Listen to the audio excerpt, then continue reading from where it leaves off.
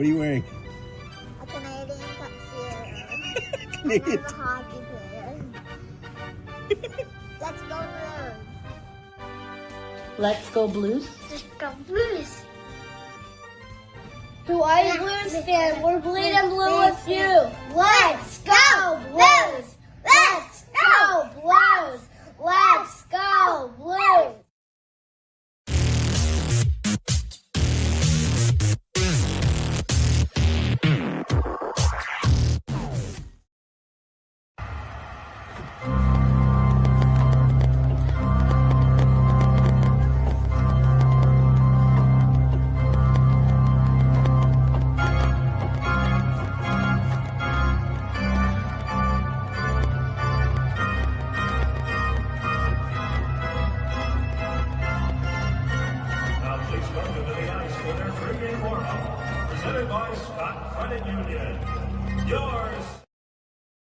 BlueNote.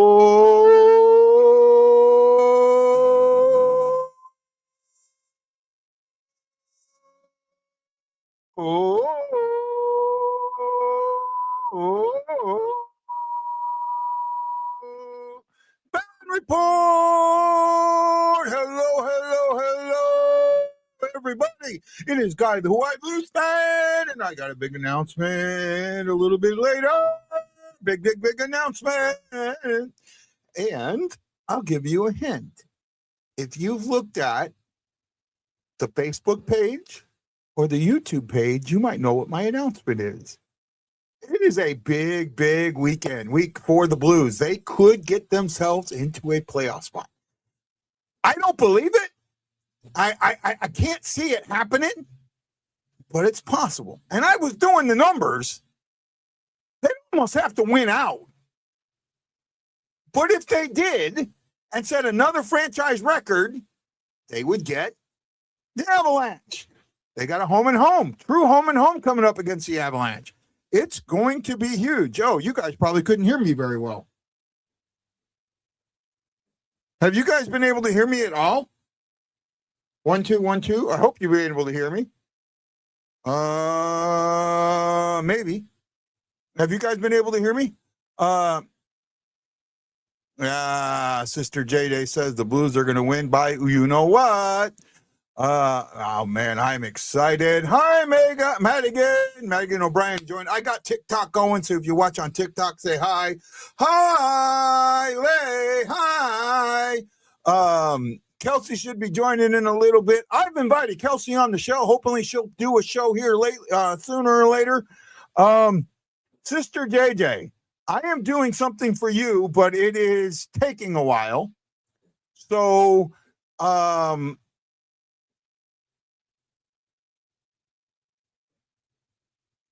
yeah, but it's possible, and I hear you fine, Dave. And Madigan can hear me. Thank you. Okay, I wasn't sure if I had the wrong thing. I was trying to do something for you, and it's kind of got my sound thing messed up a little bit. I was trying to put your sound horn on the show. Problem is, to do that the way my soundboard works, there's an app, and it needed to get updated, and now it seems like it's in update hell. So I don't know what to do about it right now. I'm just on hold. Hopefully it will show up sooner or later, and we'll be able to do what you asked me to do. At the moment, like I said, I'm in a little bit of update hell. I heard somebody say today that Toronto's GM got fired. I haven't checked that out to make sure that that's what happened. If it is, that's kind of crazy. But we'll see, right? We will see if that's what happened. Hi, Elvira. I got to tell you, if you are on YouTube and you do not have a picture that is of you, and I do, and the other part of this is I do not know you, I'm probably going to not respond to you, right? I have been it's trolled very, very badly on YouTube. So if I don't respond to you, that's kind of why. Let's happen. Okay, Eric says it just happened about an hour ago. Okay, so Toronto GM did get fired. The Penguins scored I think it was 6 goals in a very short amount of time, and are right now up 7-3 on the Islanders with 5:07 to go in the third. Toronto will take on the Ducks here about the same time we do. There's 3 late games tonight. Vancouver's taking on the Knights, Toronto's taking on the Ducks, and we're taking on the Sharks. I'm working on it, Sister JJ. I'm working on it. Yeah, Shigorsky got pulled. Share my live. Invite your friends. Come on. Do it. So I'm still trying to catch everything. Hi, Anthony. Hello, how are you? Elvira Lopez, I said hi to you. Again, understand, I'm trying to be fair to everybody. I just need to be protective of the show. Right? I just need to be protective of the show. Sorry,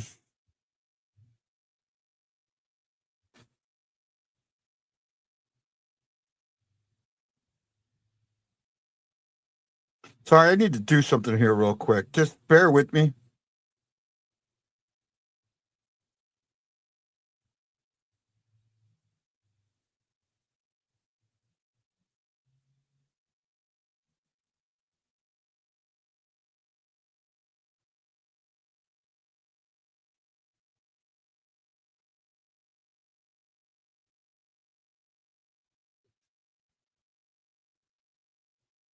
I'm just checking something out here real quick. I'm sorry, man. This is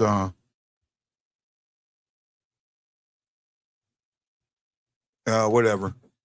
Oh, how are we doing today? Is Marner in player's assistant yet? Yeah, that was that blew my effing mind.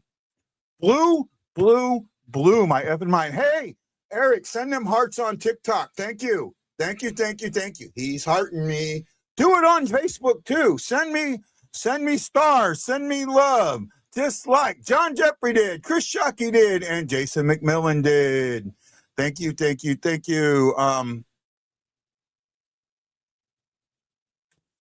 John says, I didn't understand what you were dealing with during the show. Very impressive considering it wasn't even a game night. Yeah, John, there's a lot going on. I mean, unless you've actually sat with me on a game night or during a show, I not only am I the host, I'm also I'm the producer. I have to put it all together. I run the soundboard. I run the graphics. I run the things. I'm looking things up that we're talking about. There's a lot going on. A lot going on. And I appreciate everybody. We've got 4 people watching on two real-time ones. But hey, thank you. I appreciate it. Let's keep it going. Keep it running. Let's see what we can do with this. It sounds fun. We're trying it.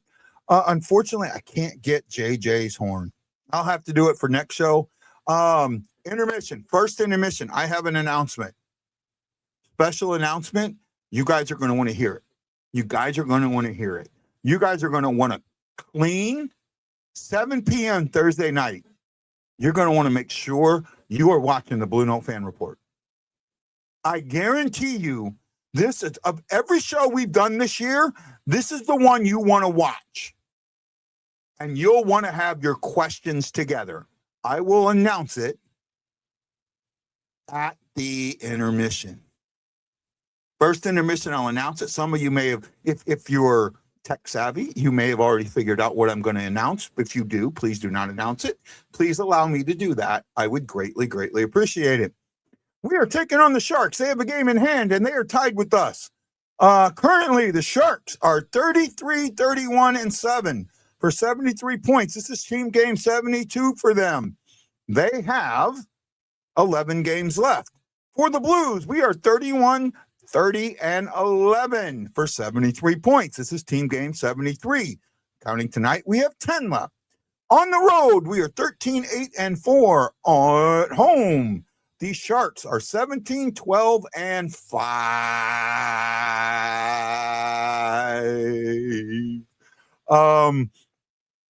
I do not know who the Sharks goalie is. If you know, please let me know. The Blues are putting Hofer out in net. And lately, the two goalies for the Blues have been incredible. Justin put out a video today, and it talked about the Blues since the Olympic break having the best goals against average in the league. Yes, E, you have seen me do a show. You saw me do the longest, one of the longest live shows that I've ever done, right? And you were instrumental in that, and I appreciate you for that. Jason Nichols is here. E is here. Who else? Who's put some love in there? Jason Nichols and E. Jason McMillan, Chris Shucky, JJ, and anybody watching on TikTok. If you're on TikTok, say hi. Hi, TikTok. Hi, TikTok. If you're on YouTube, say hi. Hi, YouTube. We're having a fun one tonight.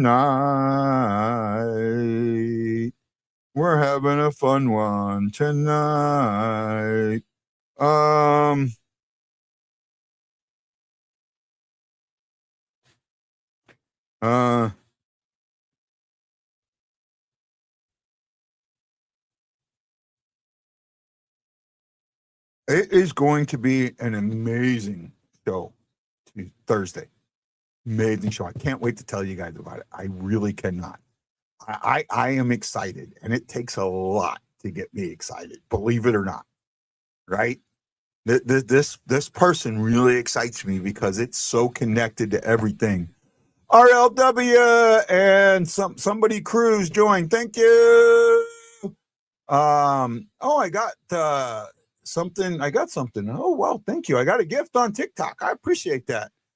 Justin says he'll be on soon. Yeah, he's got something else he's got to do at the moment. But we'll see him when he gets here.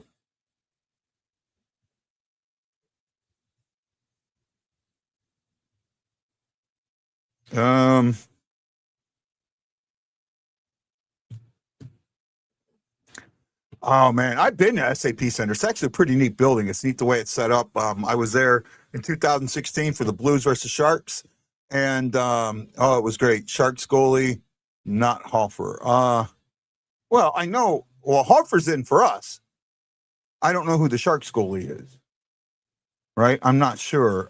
They've got 3 listed because Askarov was hurt and he didn't practice today.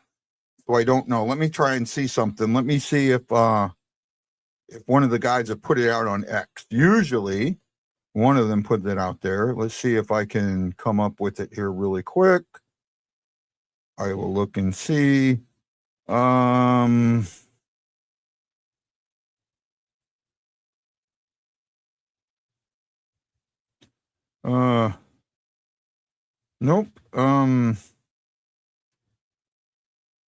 So far I haven't seen it.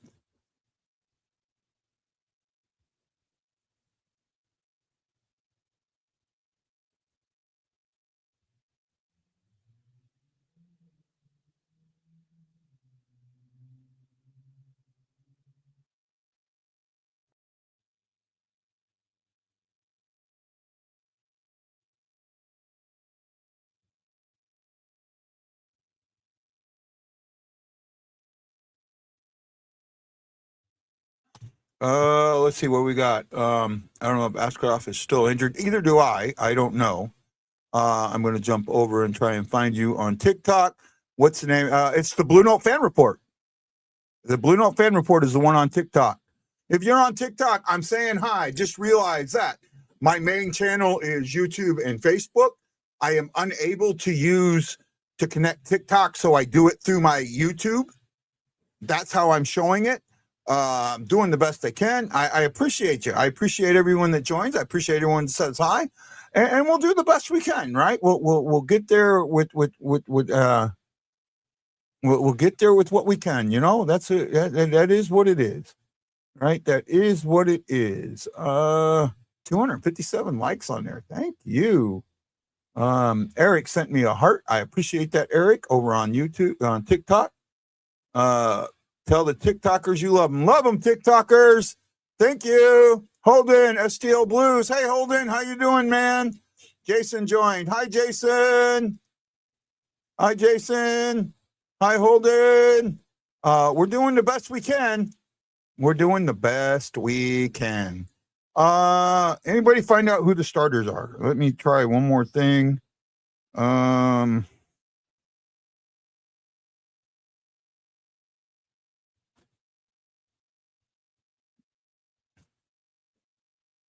Try one other thing here.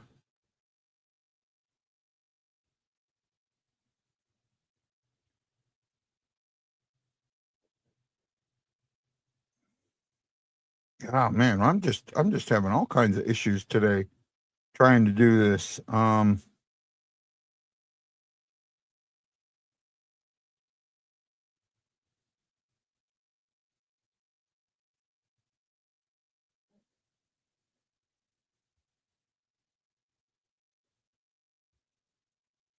Let's see. Lineup. Askarov, he is the goalie. He's going to be the goalie tonight. Looks like Askarov will be the goalie for the Sharks. And we'll go from there. Let's see. We're the one that knocked him out, so I'm glad to see him back. Allowing you to use TikTok is well, they're not allowing me to use TikTok. All I'm doing is the way I'm doing it is the same way I've done it before.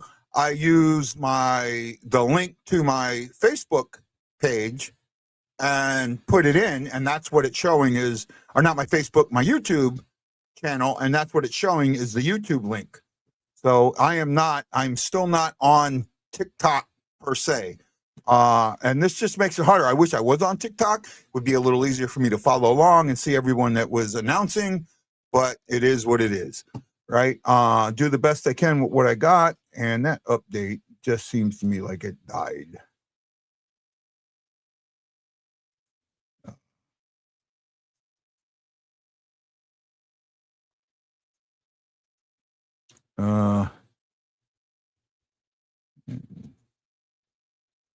See if that works. Try something else here. I'm going to try something else. Oh, okay, no wonder. There we go. No, I was done. Let me try something here real quick. Finish on something, and then we'll kind of get on. It will be if Askarov can't go. Yeah, but it looks like it's Askarov, right? We held Sabrini to 3 shots and only 1 minute and 38 of puck control. You got to do that again. Got to do it again. And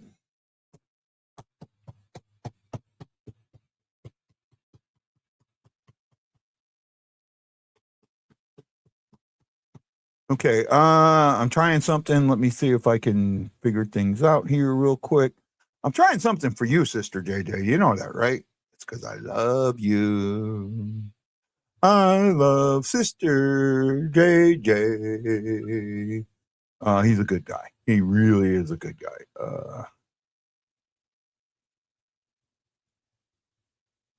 Let's see if this works now.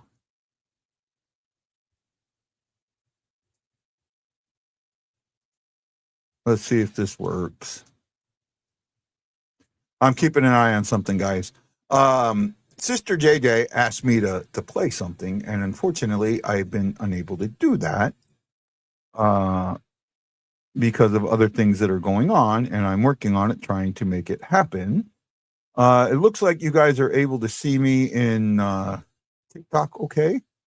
I think, yeah, maybe. Am I there? Yeah. Dun, dun, dun. You're seeing. Well, what they're seeing on TikTok is the phone version, and that might make it a little easier. Could have done a different version, but just doing it the best we can and seeing how people like us and seeing if things work and what I can do to make things work and go from there.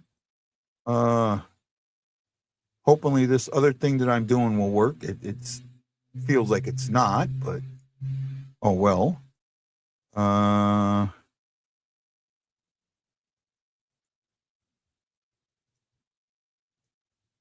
We'll see. We'll see what goes on. I'll kind of keep an eye on it. What else do we got for today? Come on, where's your comments? Talk to me, guys. Talk to me. Talk to me. Talk to me. Talk to me. Big thank you to Iron Davenport, Justin Scott, Jason Nichols, Guido, Jason McMillan, Chris Shockey, and Sister JJ. They put thumbs up. They said they like this show. And I got a whole bunch of hearts on TikTok. I appreciate that. I got 3 people actually watching right now. I've had 14 total. One gift. I appreciate it. I don't know what's going on YouTube. I really can't watch YouTube that much, but I do what I can. It's a bromance. Yes, Sister JJ. It absolutely is, my friend. It absolutely is. You saw me, believe it or not, at probably, and Chris Shockey can tell you this. He knows what was happening at one of the lowest points of my life. The day that you saw me, I was probably at one of the lowest points of my life.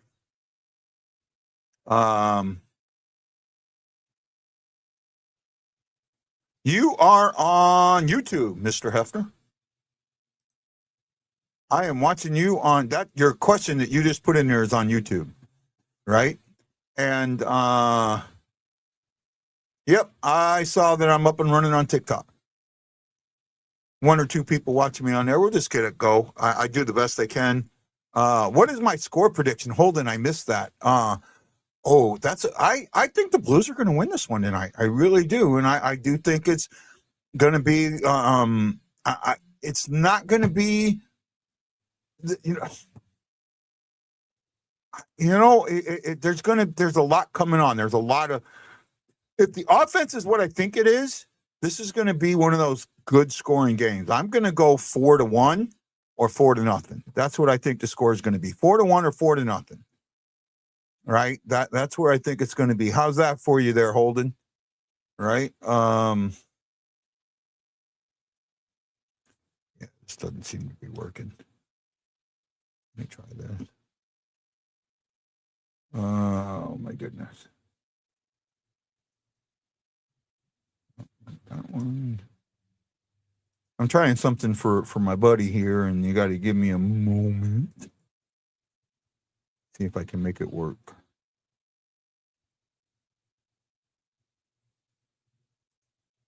You said 4-2. Great minds think alike. I appreciate that.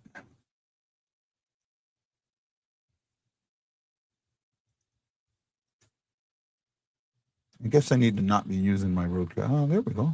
Maybe. Baby, bye-bye. It's going to work. I don't know. I'm hoping to have it for you, Sister Day sometime soon. They want that spot too. They do, but they are struggling right now. They are struggling, but they're in it. They're showing it now, and it's kind of crazy when you think about who's got what left, right? And what teams have to do. I was thinking that, the Predators, they only have 8 games. That's 16 points. 16 and 77 is 93. Well, guess what? That's what the Blues would get if they won out. And if the Blues won out, they would have a possible tiebreak on them. That blew my mind when I was doing the math on that. But there's the thing. The Blues have to win out. The Blues absolutely, positively have to win out. Can they? Yes. Will they? Probably not. Let me know when you're ready. Win out. Well, hey, Justin, welcome to the show. Glad to have you here. What's going on? All right. Is it crazy that the Blues could possibly be in a playoff spot if they they win these next 2 games? Yeah, that's what I've been talking. It's what's been talked about. It's crazy, and I keep saying it. By God, are the St. Louis Blues going to do it again? Are they going to defy gravity and defy odds and get back into the playoffs? And with the way that they're playing, it's hard to say that they won't. They are dominant right now. They are the hottest team right now in the league. The stats show it. The goalies are playing great. The defense is playing great. They're only allowing a goal and a half per game against right now.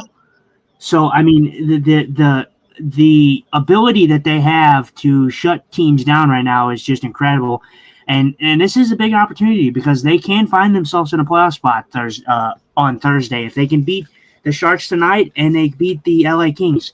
I did a little bit of stuff earlier today. I wrote down some stuff so I can go over it if you'd like, but this is kind of my thoughts on what's going on and how we're seeing the end of this season kind of turn out. Yeah, I was looking at it and I saw some of that. I was just when I saw somebody posted on Reddit, oh, the Blues could do this, and I'm thinking, well, they can only get 93 points, and that's if they win out. Well, what about the other teams? How easy would right now the team that is in the wild card spot, if they won out, guess what? They'd have 93 points.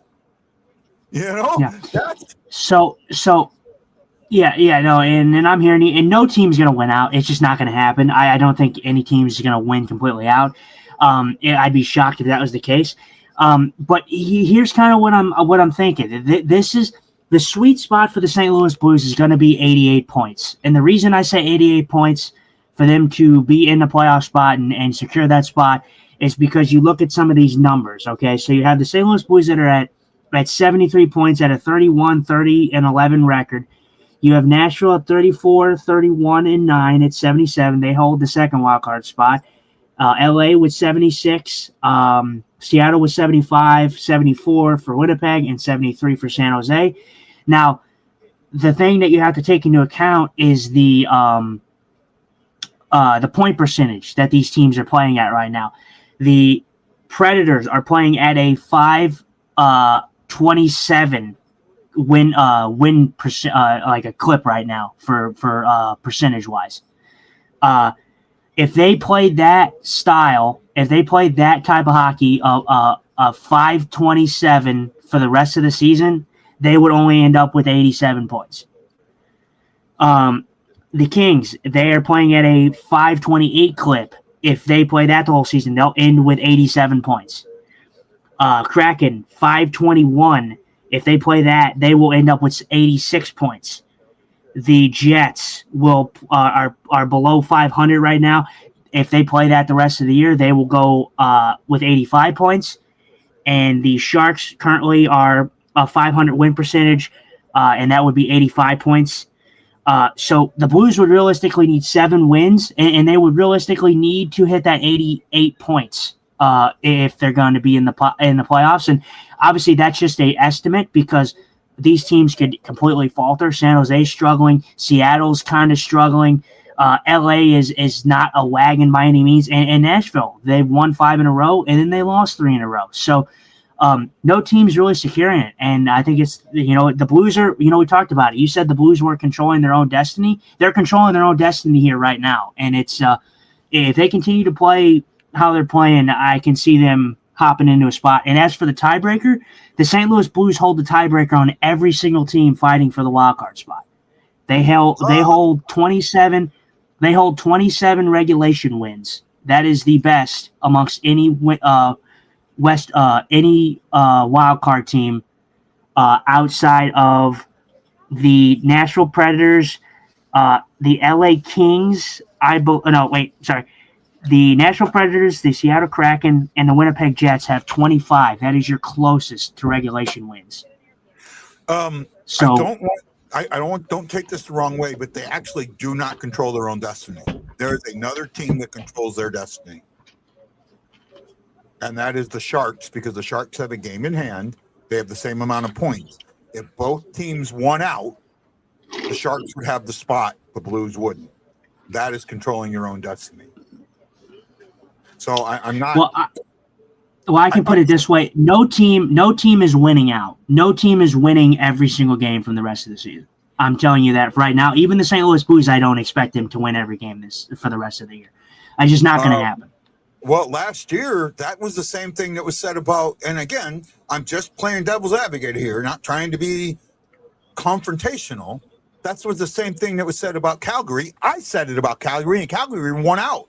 They won like the last 8 games. Now, where the difference was, the Blues were ahead of them and held the tiebreaker on them. So they control their own destiny there. I get what you're saying. I absolutely do. You need to understand that. I understand 1,000% what you're saying. But I do think that if you really look at it, just strip it all down, San Jose controls their own destiny. The Blues would be the next team that would if they get ahead of San Jose. Does that make sense? Yeah, well, I mean, this is a big game. If the Blues walk away with this and they walk away with 2 points, and San Jose walks away with nothing, it's really going to limit San Jose's opportunity. They're tied with the Blues. They have a game, but at the end of the day, you got to win those games. You have one game in hand on the Blues. You still got to win those games. And San Jose has not been winning those games. They've been skidding very hard. They have not been playing very good hockey. If the Blues can come away with 2 big wins against San Jose in LA, I think it knocks San Jose completely out. I think it doesn't knock them out statistically, but I think if the Blues win both games in regulation, I think San Jose playoff dreams are done. Possible. I'm not disagreeing with you. You're right. I see where you're coming at with that. Right. I see where you're coming at with this. I really do. It's interesting. I mean, we're in something that we haven't been in before, and it's really. I mean, well, we have been in it before. We've seen it last year where this team came back. Now, you made one statement, and it's partially true, not completely true, at least in my eyes. You said the defense is playing great. I think the offense is playing so well, it's making the defense look better. Right? While they're only giving up 1.5 goals per game, what are they scoring? Like 3.5, 4.5 per game? That right there makes the defense look better than it actually is. I have no idea what they're scoring at right now, but I mean, as a clip though, you don't get a goal and a half against, and this is not just this is not just 1-2 games. This is multiple stretches of games where the Blues are only allowing 1-2 goals against on a consistent basis. That tells me that the defense is doing their job. Yes, the offense is showing up more than it was in the first half. And yes, but the way that I view it is it's actually opposite in my eyes. A good defense leads to a good offense. And I think the Blues are playing good defense and it's leading to good offense. I think it's the opposite. Yeah. No, I do hear what you're saying. I do hear what you're saying. I think both are true. I think both statements can be true, but I think in the aspect of it to where we may respectfully disagree is you think the offense is making the defense look better than it actually is. I think the good defense of the whole team playing well as a team defense is leading to a good offense. So I think that's where we disagree on our takes. Like a double date with Guy always makes me look better. It has been a lot watching this. Let's just hope that it continues, that we're seeing. Today, the NHL Players Association, in association with the Blues, and Nathan Walker donated, 25 complete sets of hockey to disabled hockey. I think that's really, really cool. Walker's been a fantastic guy. You need to step out for a sec. So, no, it's a lot of fun. Enjoy the game today. Enjoy the show. Enjoy it. Oh, Sister JJ, thank you. Send us a gift on TikTok. We appreciate that. We really, really appreciate that. Thank you so much. And keep your comments coming. By the way, Justin, I don't know if you heard this. We have a special announcement for the first intermission. Yep. You know what the special announcement is, right? I do, yep. Are you as excited about this special announcement as I am? Oh, absolutely. I love that you got this, that you secured this, and this should be an exciting show. I'm excited for this announcement that we're going to be talking about in the first intermission. Yeah, Thursday, 7:00. Be here. have your questions ready because I know you're going to have them. Now, this is a show where I do think that we may get a lot of people watching. And if we do, and I will get to your questions as best as I can. If I do not be upset. You have to understand, when I have a guest, it's not the same as it's with me and Justin. With me and Justin, for the most part, we will show and answer every comment.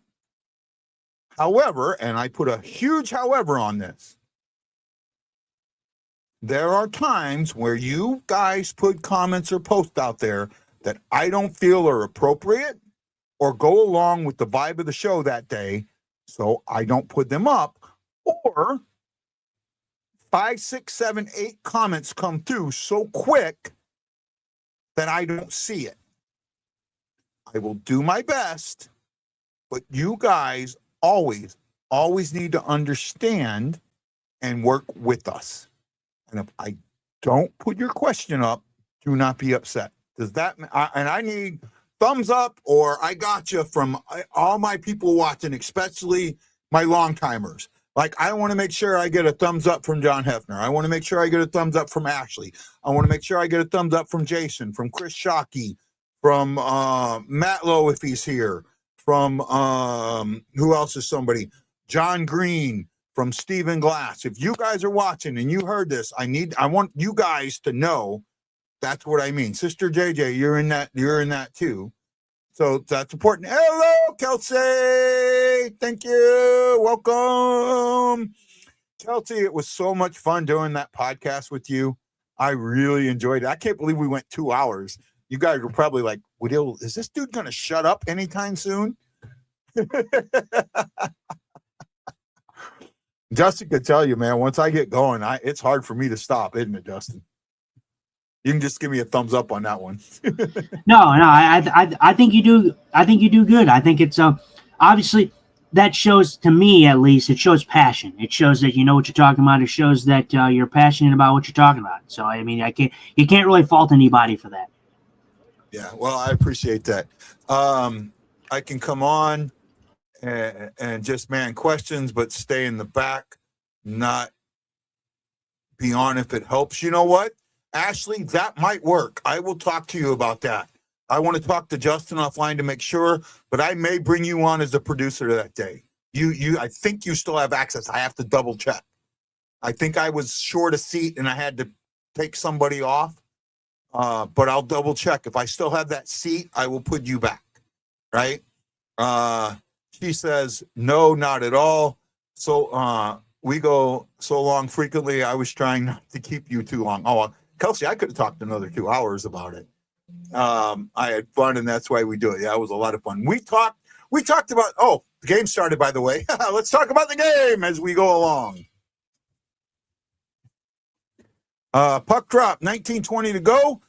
Sharks got a shot off. I didn't get to see it. Blues are fighting through the neutral zone as we speak. And it is Askarov in net. Oh, there goes Snuggerud, whichever way I say it. I'll say it both ways just to piss people off. How's that? The one thing, I saw this last game so much. And if they keep doing it this game, I know Justin wasn't here last game, and I talked about it last game. The one thing that I saw them do so much, and if I'm going to start watching for it this game to see if it's the same thing that happens. I haven't seen it yet, but let's see if I do see it. Good play through the neutral zone there from Boberg. Oh, wow, that should have been in the back of the net.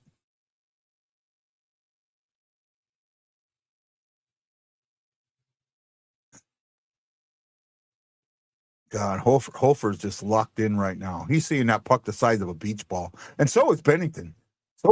Actually.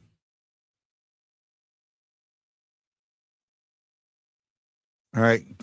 Bennington should have gotten the shutout. I mean, it wasn't a bad goal that he let in, but it was a defensive breakdown. Ashley said, "You don't piss me off, sir." I thank you. Well, Anyone call Guy in the morning when he's still asleep? I think he dreams notes. Yeah, Strongest of goals. It was not the strongest of goals to let up, but he should have had the shutout. But that came off of that came after the Toronto Maple Leafs should have been called for a delay game, and we're not. Yeah. Now, giving the benefit of the doubt, when you see that play in real time, it is possible to see how a referee could have said that was tipped. I get it. I don't agree with it. But I get it. I give, and I know this pisses Justin off, and that's fine, Justin, to no end, that I give the ref the benefit of the doubt all the time. On that play, I have zero problem giving the refs the benefit of the doubt. That I wish that you could watch a replay of that. I really do. But I don't either. I don't either. I was just pointing out a fact that it could have been a delay of game, and then Toronto scored a little moments after. I don't have a problem with it. I understand that, knowing that, like, if the puck was like deflected or something, that's hard to see sometimes. Yeah, well, because you see the puck go right by the stick, right? And then the puck, as it's going by the stick, it's starting to flutter, and then it flutters more after it goes by the stick. But you can't tell if the fluttering is because it hits the stick or not. Right? So I'm okay with this one not being completely called. I really am. Uh-oh. Nice save. So at the moment, I am not seeing the same style of play that we saw in the last game in St. Louis against, was that Toronto, right? Yeah. I am not seeing the same style of play that I saw against Toronto. Could be a couple different things happening here. Could be partially the team they're playing. They are playing a much faster team than they played against Toronto, but I still like what we're seeing. We're still seeing, I mean, shots are 2-1. You know, we're 4 minutes, 20 seconds in, right? Neighbors had the best opportunity of the game so far. Yeah. I mean, they still feel connected. They still feel like they're playing with confidence. It seems like they just know where each other are. Yeah. Hey, Aaron, how you doing, buddy? I'm glad you got to meet Justin. I'm hoping I get to meet you next this fall. Right? I'm hoping we can work something out, man. I really do. I might have to go to Indiana just to do some fishing. Right, Justin?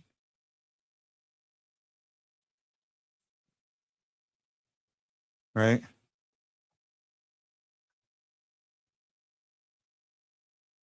By the way, not hockey related, but in the fishing, I have been talking, me, Chris, and a couple of, we are looking at talking to some guys that do blind fishing, right?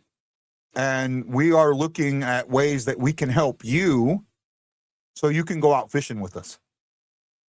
Are you still on board with that, bud?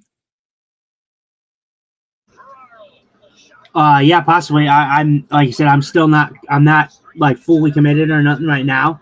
Like, but I'm listening. I'm opening to hearing everything. Yeah. So nice play, Thomas. I'm behind you. Oh my goodness. Oh my goodness. Theo Lindstein. Is that his first? Yeah, that is his first. Oh, they're something's going on. He went straight to Montgomery went straight up on the bench. They may be challenging this. I wonder what they're, because he went straight. What for? National. Welcome to the National, as Kevin Weeks likes to say. Oh, for what? Offsides? Nope. We're good.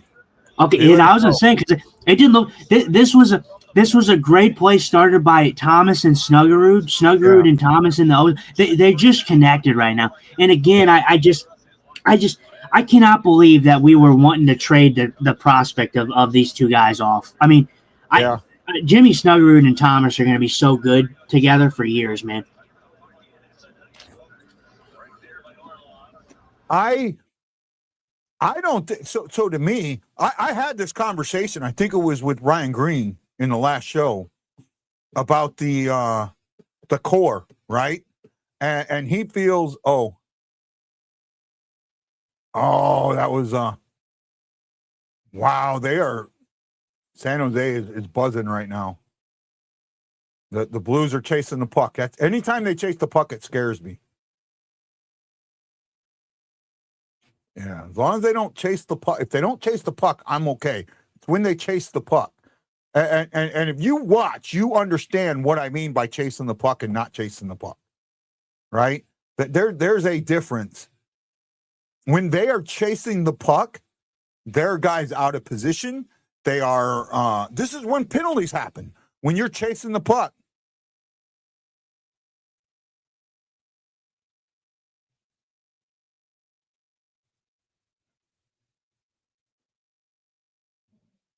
What we're seeing now is what we should have saw at the beginning of the season.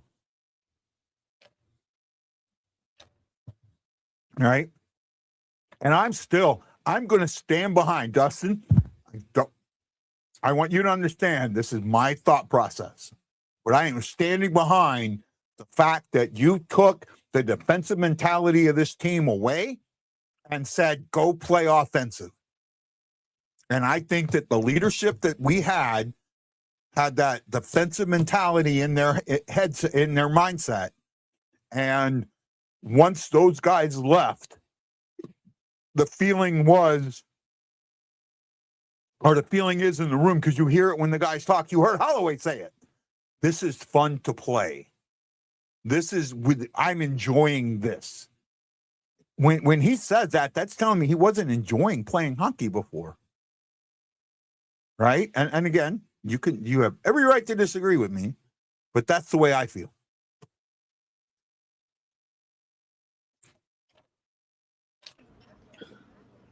Yeah, I mean, I definitely this is what you wanted to see. This is absolutely what you wanted to see from the St. Louis Blues offensively. And again, it's still hard for me to sit here and say that this team is all offensive, because a team that is as good as the Blues are right now defensively, shutting down teams and only allowing a goal and a half per game, I can't speak to that as a complete offensive mindset. I think that's just a team. I think that's just a team just buying into everything that the Blues are doing right now. I mean, I think Montgomery had a good quote about this. He's talked about what's going right. He said, well, everything that you're seeing now is what we expected in the beginning of the season, and we expected to, be competitive, be a winning team, and then when we weren't, we kind of gave up. We're not seeing the give up anymore. And I understand what you're saying. I really do. Like, I completely understand what you're saying. Oh, that was tipped. The one thing, this is why I feel it's more offensive than defensive, and this is what I saw. Looks like we're going in the box.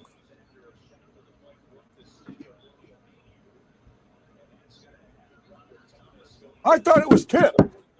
I guess not. I thought it was tipped. I guess it wasn't. I thought they showed it was tipped first, but I guess it wasn't. Thomas in the box.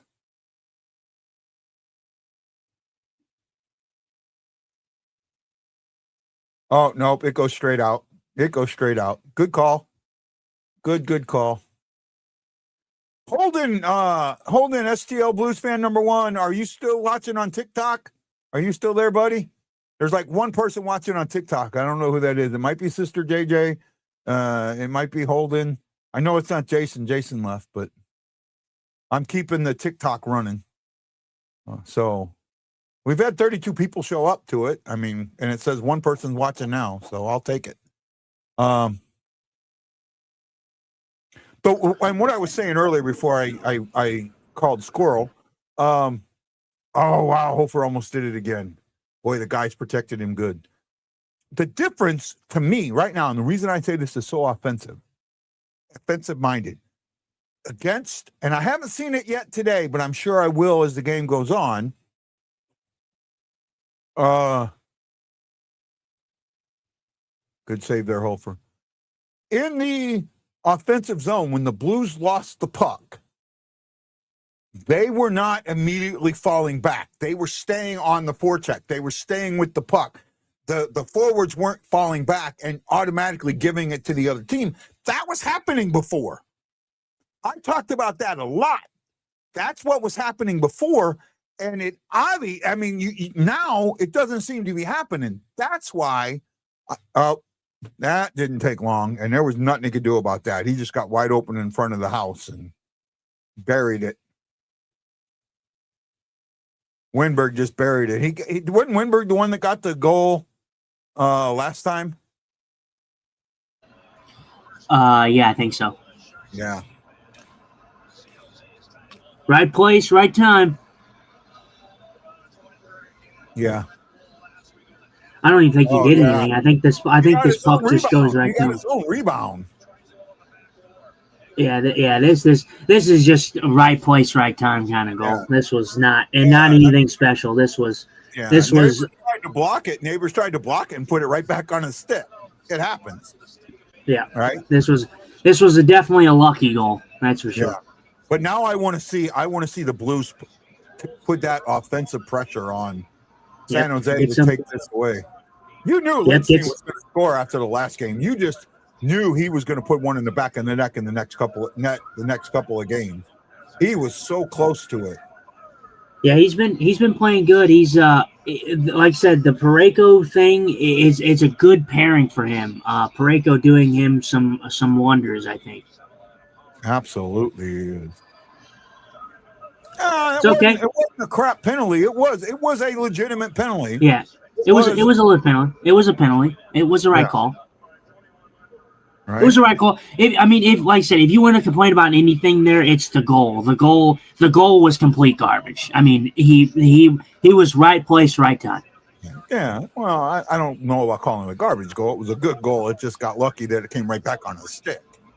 Well, I mean, that's pretty much like the definition of a garbage goal, pretty much.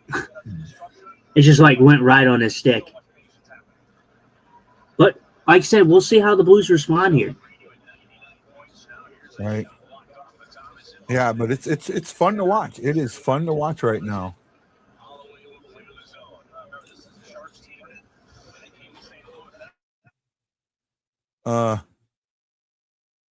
Right call, shit play. Okay, I'll give you that, but it happens, you know.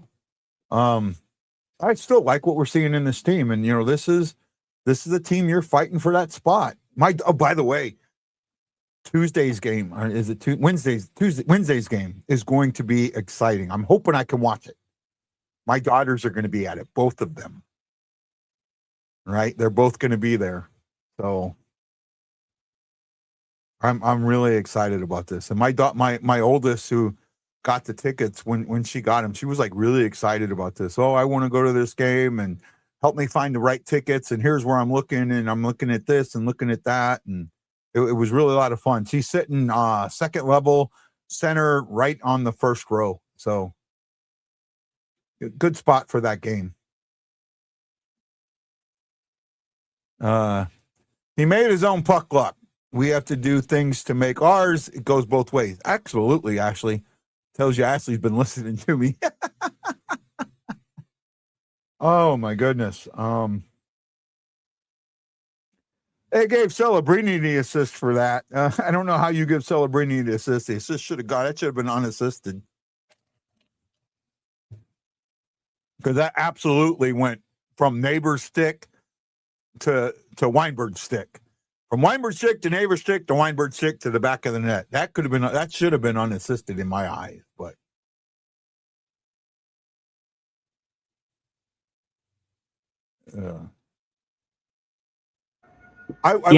it should have been. It should have been because it does hit a Blues player. It does hit Neighbor's stick or whatever. So yeah, it technically should have been unassisted. But granted, they want.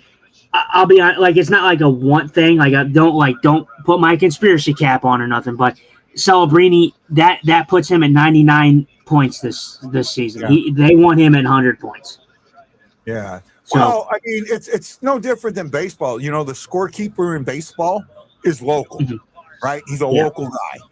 And hockey's no different. The scorekeeper he works for the NHL, but he's a local guy, right? So for him to sit there and go, okay, I saw it this way, it's no different than in baseball, right? I don't feel I feel that you could if that goal would have happened in St. Louis, it goes down as unassisted.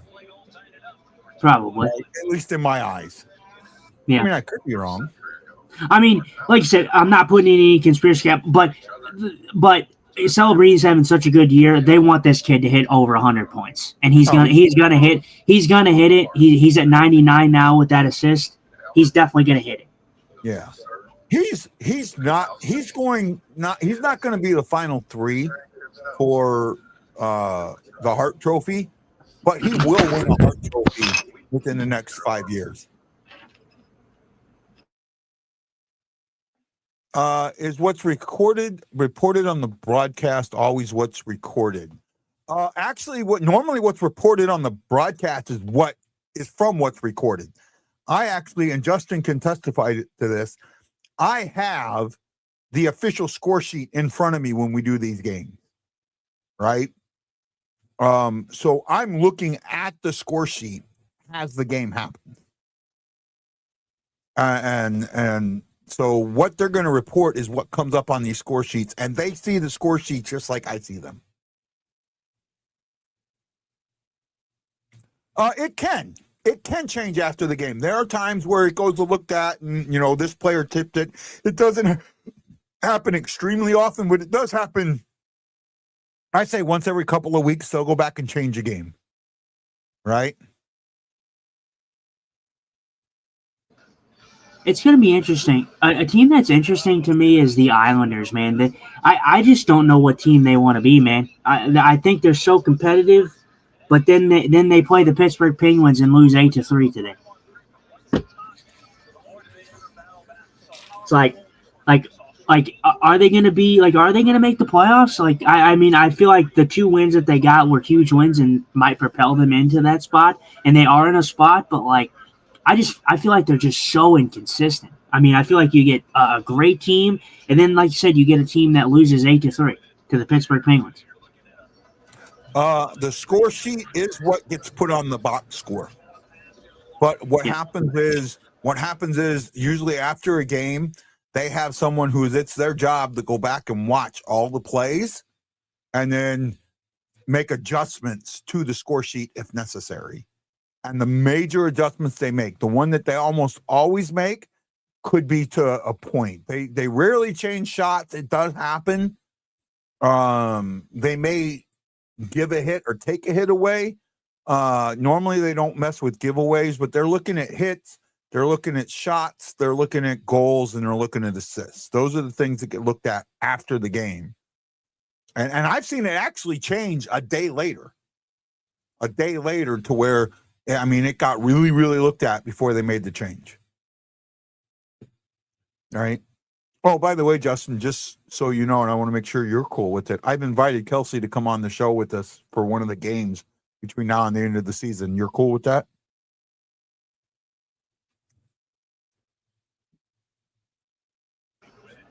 You invited Kelsey Windsor To come on the show during one of the games this season. Oh yeah, that's fine. All right. There you go, Kelsey. She said she wanted to make sure you were okay with it. Nice stick. This is one of them things I didn't think needed to be. I thought I could ask publicly because I kind of knew your answer. Right. Yeah, no, I'm fine. I don't really have an issue with anybody come on and talk about it. It's like I said, Blues fans are their it's something that we're heavily talking about this year. Obviously here nearing the end of the season, Blues are still in it. Despite being 14 points out of it at the Olympic break. Right. Which I'll tell you what, man, by God, this team just has an edge for making it interesting. Well, I do say right now, my biggest concern so far the first period. Oh, it looks like the Blues are going back on a Well, penalty goal. My biggest concern is that Blues seem to be chasing the puck. Right? It yes, really does feel San like Jose they're seems to be fast right now. Yeah. Dvorsky for interference.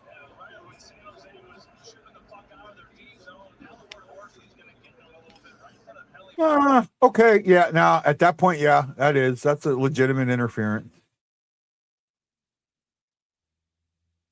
Yeah, I'll give that one. Looking like Montgomery getting his. Looks like he's kind of getting his goatee on a little bit. Yeah, starting his playoff beard early. Yeah, Coaches he must normally be. don't do it. Yeah, But he must be really. Yeah, he must be pretty confident because he does seem to be growing that out for sure. Oh, nice play well, there. you know what a lot. Oh yeah. Oh wow, nice little. Short-handed rush there. Telling you what, another underrated thing about Peace Suter, man. I think he plays fantastic on the penalty kill. I mean, Yeah, he's a great penalty killer. Same with yeah. Thomas. That's a part of him that I don't think a lot of us saw happening. I don't think originally we looked at him as a penalty killer. Ooh, that's not good. And that's one he'll want back. It got I don't know. deflected. Oh, well, there's 100th point for Celebrini. Yeah. Was his goal? Yeah. Yeah, I think it hit off of Mayu. I think,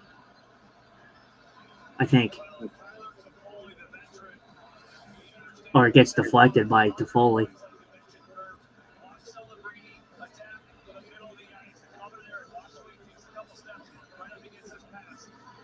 Yeah, no, it does. He may not get the assist off that.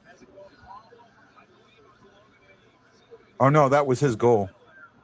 But he may get an Yeah, assist off of that. I think Logan Mayu, the way he reacts makes me think that it hits off of Logan Mayu. Yeah. All right, well, time for gut check time here for the St. Louis Blues. Can they get back into it? Yep. Let's see what their intestinal fortitude is. From Orlov and Weinberg. Weinberg with 2 points this game. Celebrini with 2 points, both a goal and an assist. Toffoli and Orlov with the other point.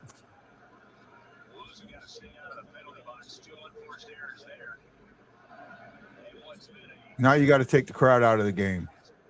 Stop chasing the puck, because that's what I'm seeing right now. They are chasing the puck. There we go.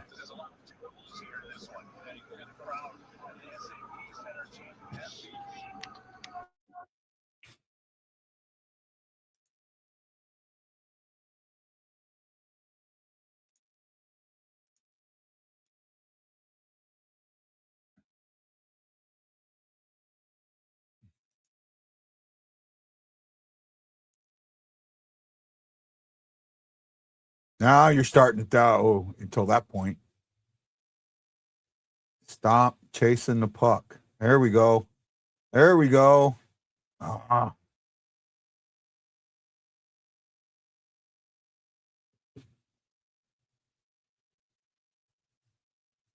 Two to one, 5:22 to go. Shots 9-2. Blues have got to stop chasing the puck and start controlling it. Get back to your game.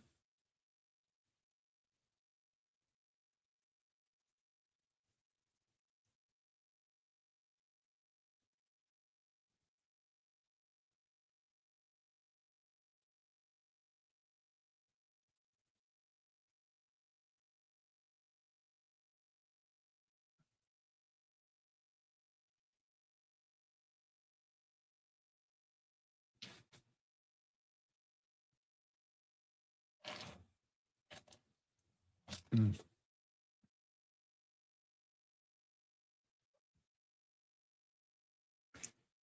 Yee. Hi, baseball is live. 35. Who ran away? He ran away with the spoon.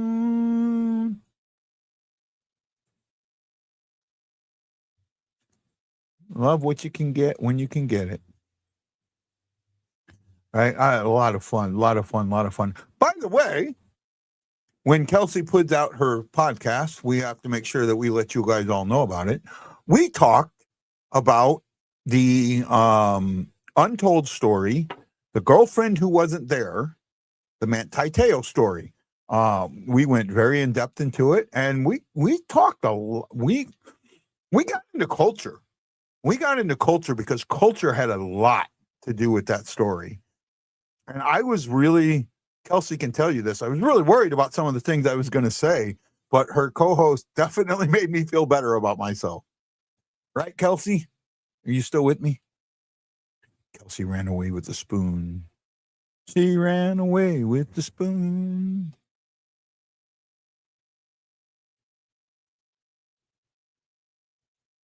Ready or not, here I come. This is pretty much a must win. Predators have lost three straight. Okay. Yeah, I do. It is a must win. You know, it's like every game, though, between now and out, the final 10 games are must win. Oh, yeah, it hits Malu off the knee, and it changes direction just enough.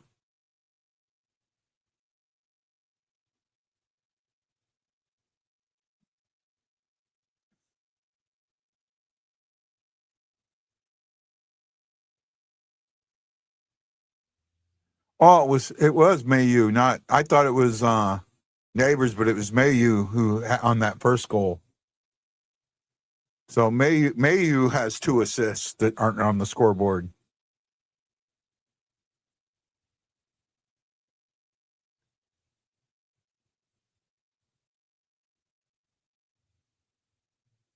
Need to get they haven't had a shot on goal since the 5:28 mark. That's way too long. Right? You did that to Toronto. Now you can't have it done to you. Right? You did that to Toronto. You can't have it done to you. So come back.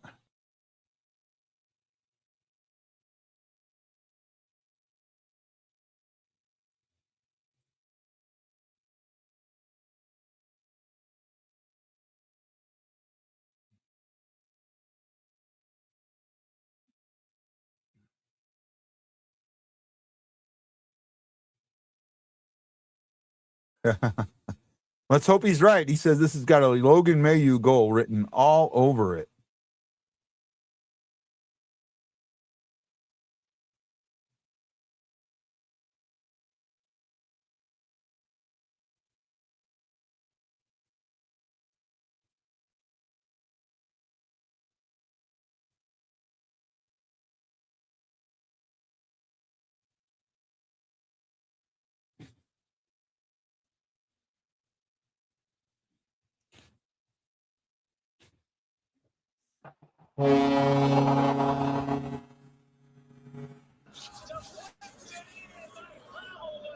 You know what? Hey, guy, Puddin'.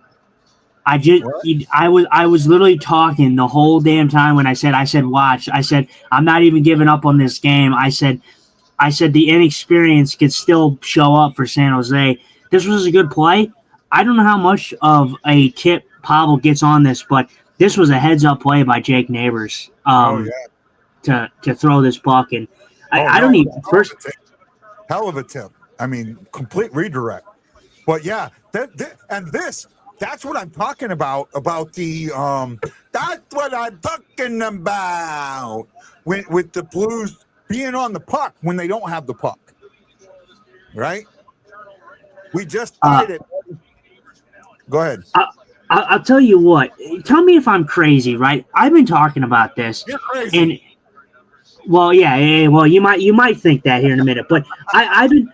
Well, you might think it in a minute because the way I've been talking about it is there's a lot of teams that are going to be in the playoffs that are pretty much on the inexperienced side of things, since, rebuilding their teams and stuff like that.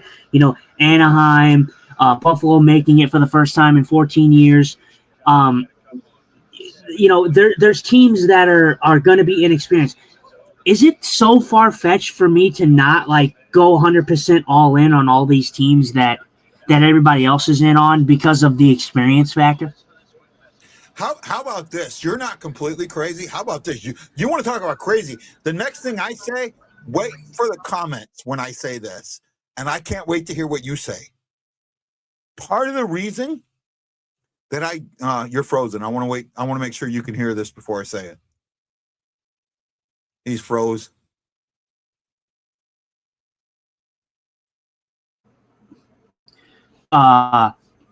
The last thing I heard you say was you got to wait for the conference, and then and then you cut out. Yeah, no, I waited. I wanted to make you were frozen, so I didn't want to say it. Right? Wait for the comments after I say this. In fact, I'll wait till the next break.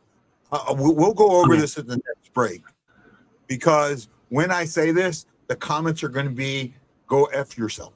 I know they are. But if you listen to what I have to say, it makes 100% positive sense when I say it, right? And I'm going to wait to the break, and we're at the 158 mark. So there should be at least a face-off break or something like that coming up, maybe. 2-2 is the score. Shots are 9-3 in favor of San Jose. The Blues are shooting 66% at the moment. I'll take that all day long.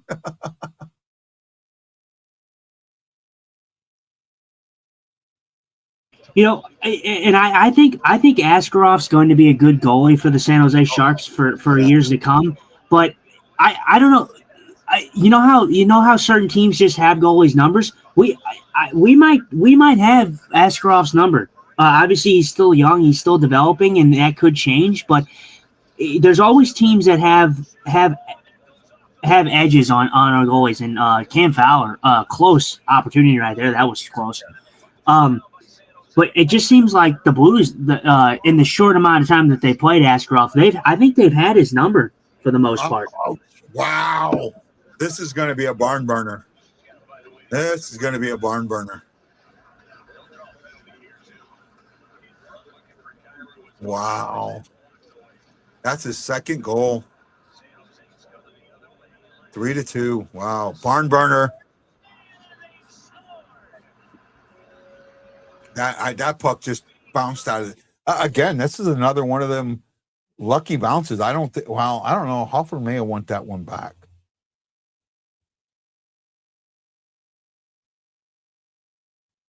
Oh, yeah.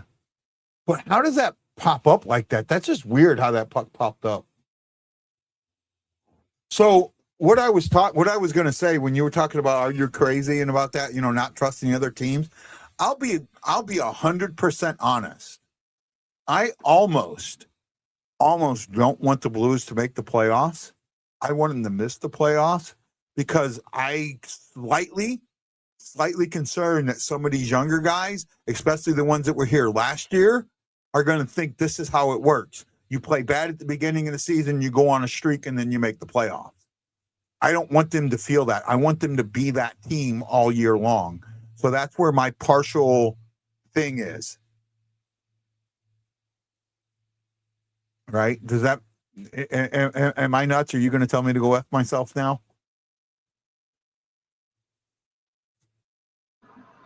No, I understand. I understand where you're coming from. I just was talking from a standpoint of like the teams that are in it that are inexperienced, like that have not been in it for a long time. Buffalo, Anaheim, just teams that haven't been in it.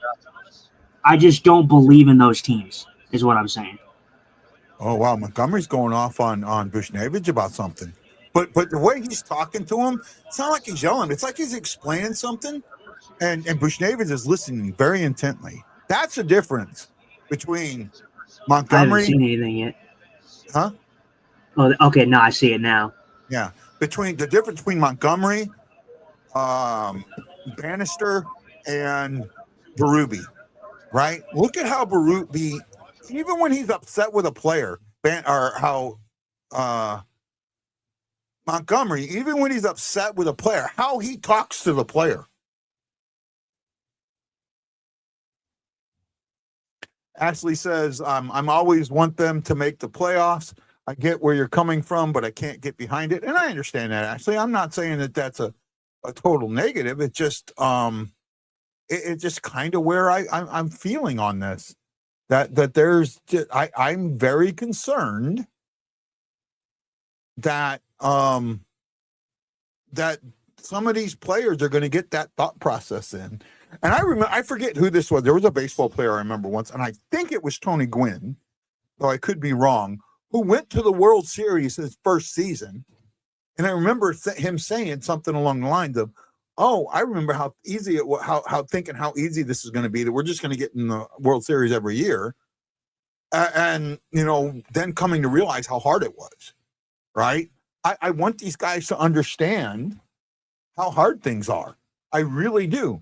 So let's go over things just a bit here. The score is an unfortunate 3-2. This is going to be a barn burner. This is going to be a 5-4 game. This is going to be a 6-4 game, 5-3 game. It's going to be a barn burner.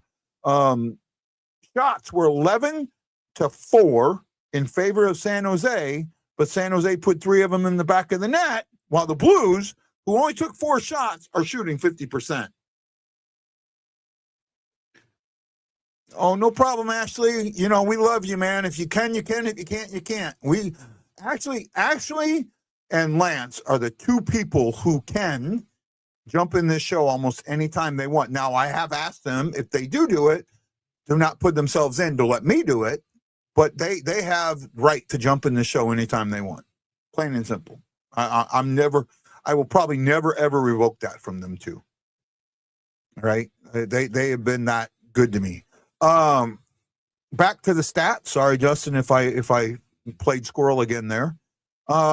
Blues had 4 shots, ended up with 10 attempts. The Sharks had 11 shots and ended up with 22 attempts. Blues had 7 hits to the Sharks 3. Blues gave it up 4 times. Sharks gave it up 5. Blues take it away once. Sharks took it away twice. Sharks blocked 4 shots. Blues blocked 7. The Sharks won 9 faceoffs to the Blues 7 for 56% to 44. There were 2 penalties in that game, or in that period. A delay game to Thomas and then an interference to Dvorsky. Both of them were well-called penalties that unfortunately led to goals. First goal of the game came from Theo Lindstein with his first NHL goal. As our buddy Kevin Weeks would say, "Welcome to the National." Lindstein gets his first ever NHL goal with an assist from Neighbors, his 15th assist at the 5:28 mark. The Blues do not take another shot until the 16:39 mark. In between those shots, San Jose puts 2 power play goals in. The first one, Weinberg, at the 8:30 mark off of Maillou's stick. The second one, Celebrini, at the 13:25 mark off of Maillou's skate. Poor Mailloux. And then the Blues, third shot of the game, with Pavel Buchnevich at the 16:39 mark with an assist from Neighbors, who stole the puck at the blue line, and beautiful little centering pass to Buchnevich, who redirects it to the back of the net. Then with the game tied at 2, the clock winding down with 56 seconds remaining, Celebrini gets a great pass from Nick Leddy, who is able to pop one into the back of the net off the shaft of somebody's stick. We are at 3-2, San Jose. Good game, though. We're losing, but I'm not like they're playing like shit. They could play better, but I'm okay with how they're playing. What about you, Justin? Yeah, I mean, obviously you want to see they're shooting 50%, so that's good. You obviously want to see more shots. It's very a la the Toronto Maple Leafs in the last game, only having 4 shots in the first period. I didn't feel like it was as dominant as the Blues put on the Toronto Maple Leafs, but we'll see how it goes further in the game. The Blues are going into the second period now, which has been their best period since the Olympic break, which gave them struggles in the first half. So I'm excited to see if this team can come back because, like Guy said, I think that this is going to be a barn burner. I mean, it's setting up to be that way. And that's okay. I'm okay because if that's the case, then the Blues are putting goals in the back of the net as well. I think it's just going to come down to who's going to get that extra save, and hopefully the Blues can rally and just get back in this game and really take control and get these 2 points. Hell, I'll even just take a at least a point in this game. I mean, you need 2, but at least a point. You need at least a point in every game you play from this point. If this goes to overtime, that is almost like a win for San Jose. Like I talked about, look at this kid. He's got more acting than I do. Yeah, Theo, he's got it. Lindsay looks like someone got shot in front of him and he's got the blood spatter all over his face. Am I wrong? Am I wrong? Right? That's what it looks like, doesn't it? I mean,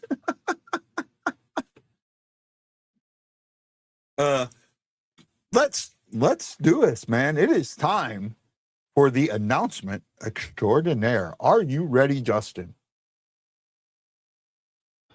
I'm ready. On Thursday, we are going to have from St. Louis Sports Central, the man, the myth, and the legend, Mike Myers, will be joining us. If you follow social media or if you follow St. Louis Sports Central, where Bernie Malayzik and I forget the name of the other guy. You know what I'm talking about. What's his name? He does the show with Malayzik the morning after. Mike does the Blues prospect reports. We are getting the guy that knows all about our future coming on when we need to know about our future. Get your questions ready. Get your questions ready about the draft. Get your questions ready about Carbonell. Get your questions ready about Jarek or Yurko or any of the guys down in the farm, right? They grow them dig down in the farm. Get your questions ready. Get your questions ready for Mike Myers. Justin, what do you got to say, bud?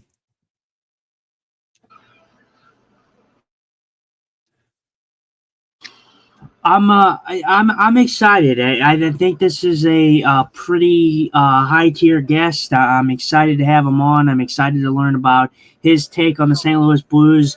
I've seen a little bit of his stuff on Twitter, and I've seen a lot of fans going at him. I saw a lot of the usual suspects that we talked about with the whole tankathon that everybody wants to tank, and there was a lot of guys going at this guy on Twitter because of the fact that he wants his team to succeed. He wants his team to make a push for the playoffs. And, I think it's going to be interesting to see how we kind of agree that we want to see this team make a push for the playoffs. And I think he's kind of in that same boat, as far as what I've read and what I've seen. So it's going to be cool to see his perspective on things. Yeah, no, I'm really interesting because the thing is the questions that I have, we're seeing what the 3 first-round picks that we got in just 3 years, right? That this is their 3rd season. This is the 3rd season since they were all drafted. And here they all are up now. Well, we have 3 first-round picks this year. Again, what are we going to do?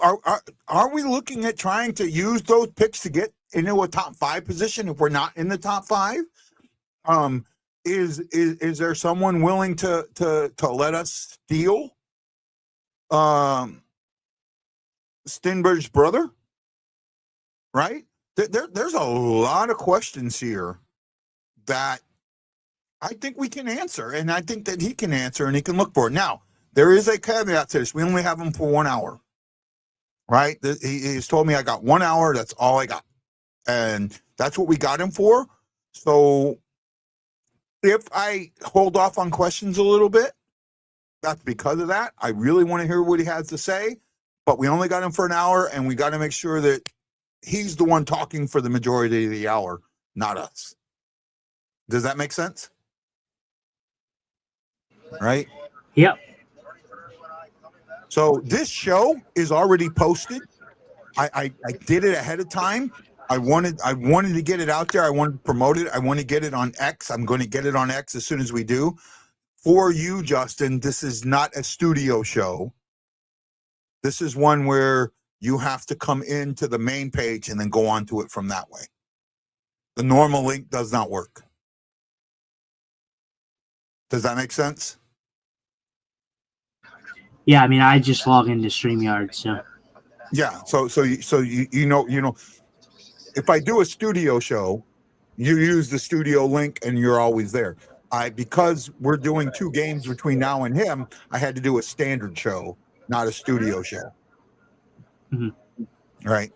So that's the way that one is posted, and very much looking forward. Ashley said he's just the baby, talking about that. And then Kelsey says, I don't have a skincare routine either. No judgment for me. No. I'm not judging him. I'm laughing at it. I thought it. I'm sorry. You cannot look at that and go, he doesn't look like he just, someone got shot in front of him. And I mean, that sounds macabre, but that's what it looks like. Right? I'm doing my best Obi-Wan Kenobi. There's a Disney commercial on, so Disneyland commercial. The last 3 weeks of this season are going to be exciting. Whether we make the playoffs or not, they're going to be exciting. The only reason that I am saying let's not make the playoffs is because I want these guys to be hungry. I want the young guys to be hungry, right? I want Dvorsky to be hungry. I want Stenberg to be hungry. I want Snugard to be hungry. He's already talked about, making the run last year and then making it again this year. I want them to be hungry. I want them to, I don't want them to be satisfied. I do not want them to be satisfied with just making the playoff. And it kind of felt like that's what happened. It felt like that's what happened. I do not want them to be satisfied with making the playoff. I want them to be hungry, and I want them to want more every game. And that's what I think would happen because if they make the playoffs, be honest, if they make the playoffs, they're gonna face Colorado, right? What chances do you put of them beating Colorado, honestly? And before we answer that, let's let our fans give them a couple of minutes, and we'll talk about this. If they make the playoffs, they're facing Colorado. What chances, 0 to 100, do you give them of beating Colorado? Right? And we'll give a few minutes. And Justin, you wanna discuss this a little bit?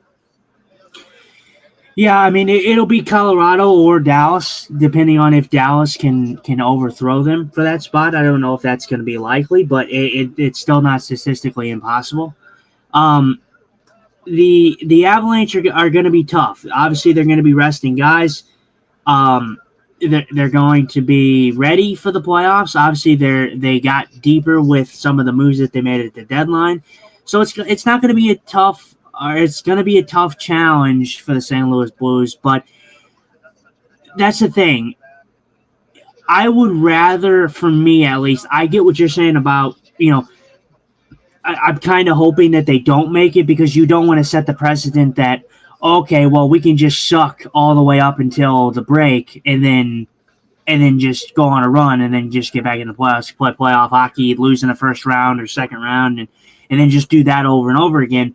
I don't want that to be the precedent that you set, but at the end of the day, I would rather this team go into the playoffs and play the Avalanche and give the best fight that they can, get the best experience that they can with Snuggerud, Dvorsky, Theo Lindstein, get the best experience they can, because that's experience that teams like Nashville, Seattle, LA, those teams are not getting. If you take that experience away from them, they're not getting that experience. So if the Blues are in there getting that experience, And then when they actually do, make that full push to where they're actually consistently a playoff team, they're going to have the experience over some teams that, weren't in it, if that makes sense. Yeah. So what percentage do you give the Blues beating the Avalanche?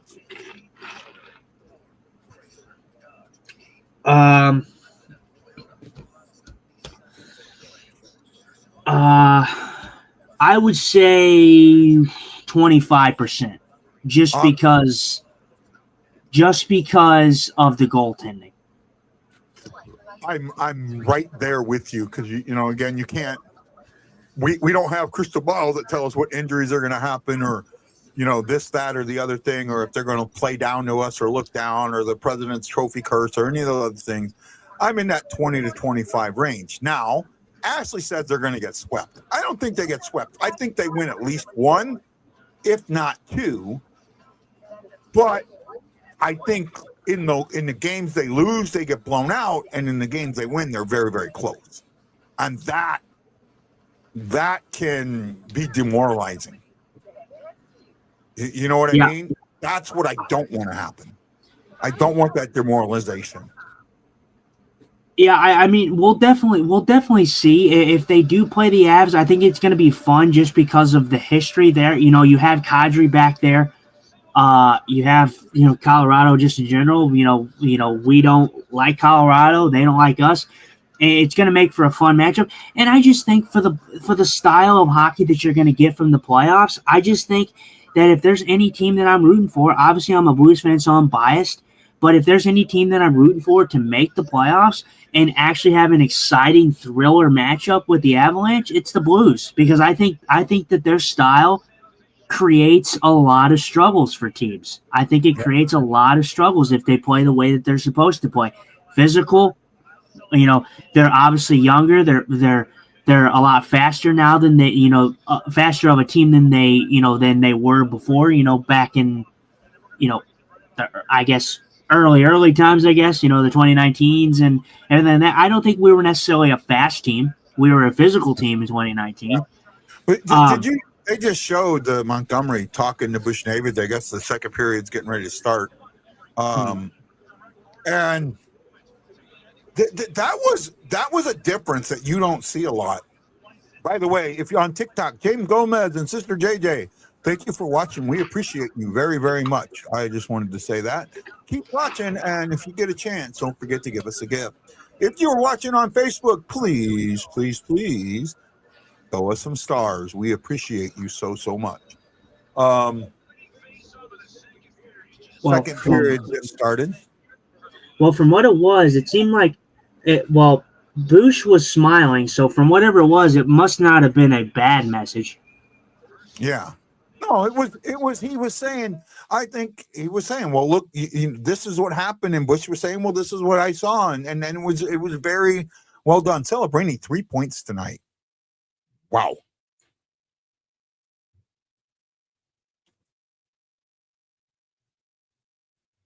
Last Blue to get over 100 points with Brendan Shanahan. That has been the one thing that the Blues absolutely just really, really have to do. They have got to get focused and get offensive, because you're not going to win in this league. You need guys that are going to score 100 points. You need guys that are points per player game or better.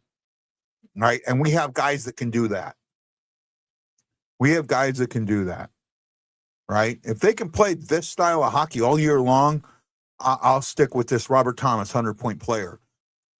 Jordan Kyrou, 40-goal scorer. Neighbors, 30-goal scorer. Dvorsky, 25-30-goal scorer. Snuggerud, 25-30, 35-goal scorer. We've got guys on this team that can put pucks in the back of the net. And that's without even bringing Carbonneau into the balance yet. And Carbonneau, I think Carbonneau could be a Rookie of the Year candidate. Right? Yeah, I mean, he's having a hell of a year. He's having hell of a year in Gatineau. I like I said, I just saw it in camp. I just, in the littlest that I saw with him in camp, I think this kid's going to be something special for the Blues. Yeah. That's just my opinion on what I saw, and just in the short amount of time I saw him in the training camp and the preseason games. I mean, he was arguably the best Blues player on the ice the whole training camp. You know, outside of your originals. We're getting a power play. Now, if we can make it. Yep, there we go. There's the delay game getting getting payback on the delay game that happened earlier from Thomas. Yeah. And he got taken down as it did it, but yeah, no, I'm surprised that they actually didn't call tripping. That's what I thought the original thing was, but it wasn't. But yeah, no, this was shot out already.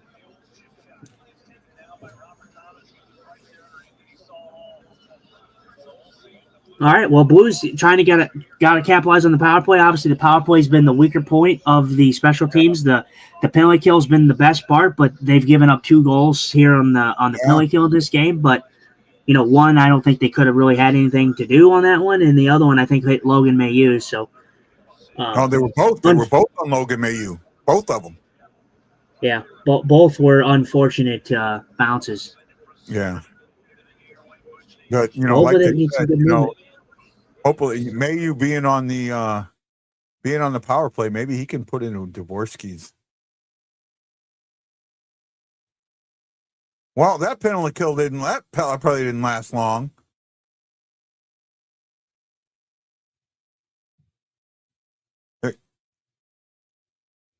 Wow, that hurts. Hi, Oscar Flores.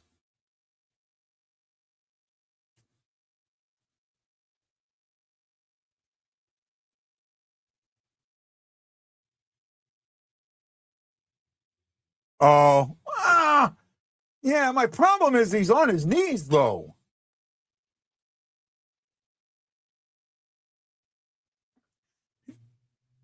He's on his knees.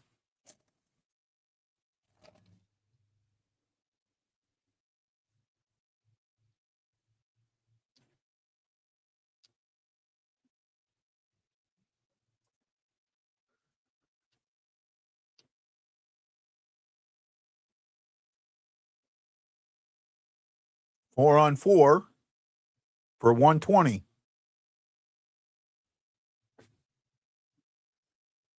You're muted, Justin.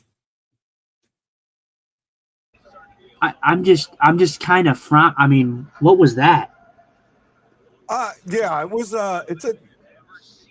Ooh, I don't understand that high sticking. I get it, but I don't understand it. I mean, I get it too, but I don't understand it either. He's in the butterfly. Why is that a penalty? I mean, he's in the butterfly, and it wasn't like where Suter didn't have control of his stick. You know, to me, that's the thing with a high sticking is the guy doesn't have control of his stick, right? Suter had control of his stick. He was, the guy was all the way down on his knees. You know, I'm sorry. That's hard for me to call that a high stick, especially when the stick wasn't above his shoulders.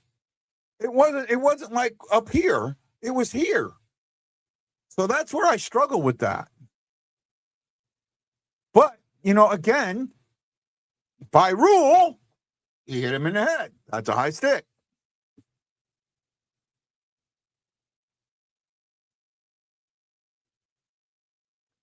San Jose's on a 37-second power play.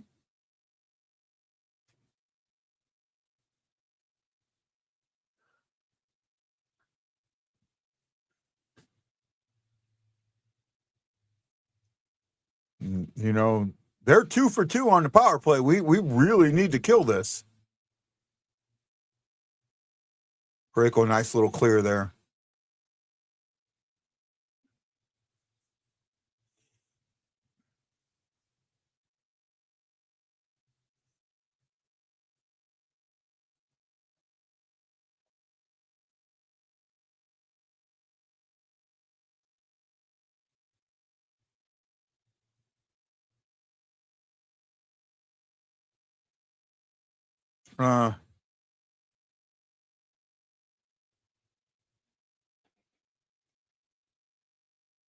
Well, we're back to 5-on-5.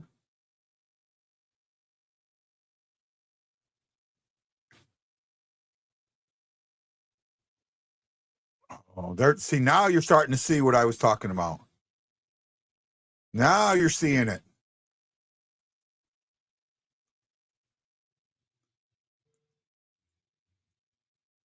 Now you're starting to see it.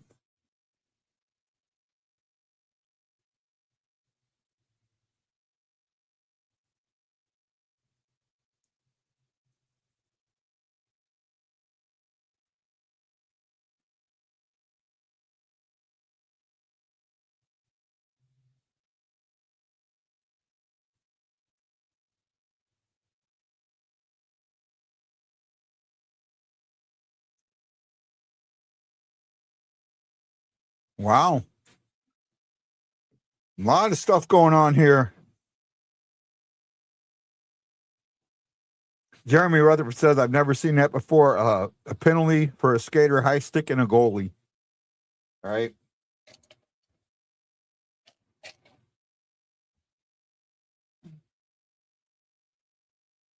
He says, if it's a slash, does that make it better?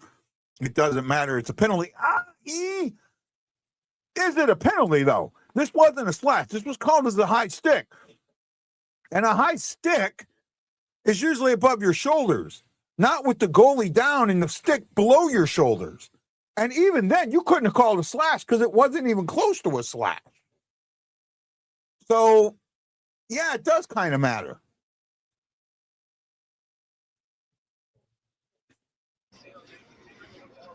I mean, like you said, they've done, like you said, everything that they've called in this game has been pretty good. That goalie, the high stick on the goalie, that made zero sense to me. That should have never been called. April Should 2nd, absolutely never should have been called. Join me and Justin as we have special guests, Mike Meyer from STL Sports Central, one of the Blues prospect gurus, who's going to join us and talk about the St. Louis Blues, their current season, and the prospects coming up, along with draft picks. The example the NHL gives was a Capitals player and their goalie was on the knees. Okay. I didn't see it, Chris, but if you could send it to me, that would be great. We got good fans, man. We got really good people that follow this show. Really good people. By the way, let's say a big special shout out and thank you to Mama Teresa Shingers, Tad Dieterman, Aaron Nails, Ashley Jones, Brian Davenport, Justin Scott. Yep, that Justin Scott. Jason Nichols, E. Guido, Chris Shockey, Jason McMillan, and Sister JJ. You're not looking at it, but you just had a guy that's covered the league for damn near 20 years tell you he's never seen it before. So, yeah, it doesn't matter what the goalie's perspective is. A high stick is above the shoulders, plain and simple. And you have to not have control of your stick. You're responsible for your stick.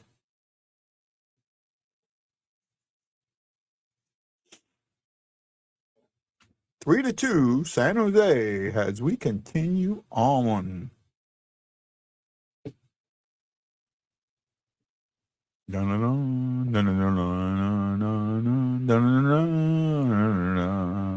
Again, a big thank you on TikTok to James Gomez and Sister JJ.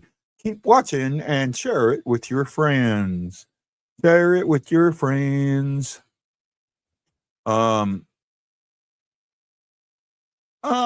No, it's not different.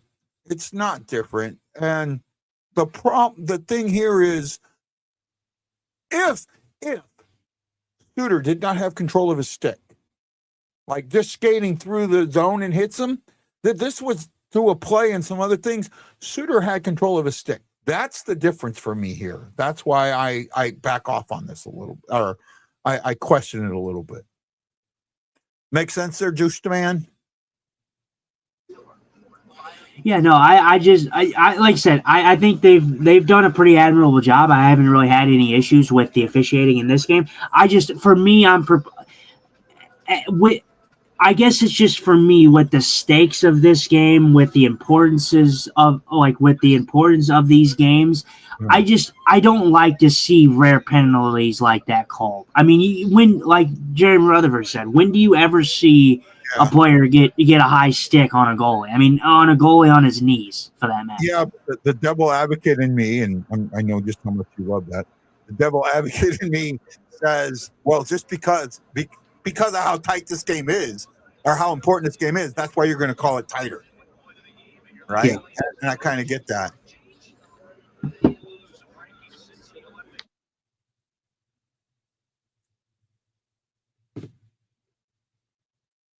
They have a 4-game winning streak coming into tonight, so.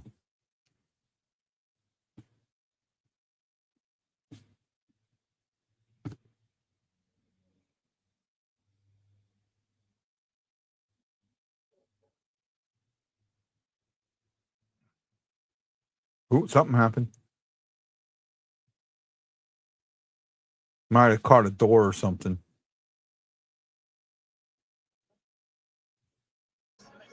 No, it was the Somebody with the net come off. The Step Brothers T-shirt. Yeah, yeah, the net came off. That's why. Is that Stenberg's? Is that the Stenbergs?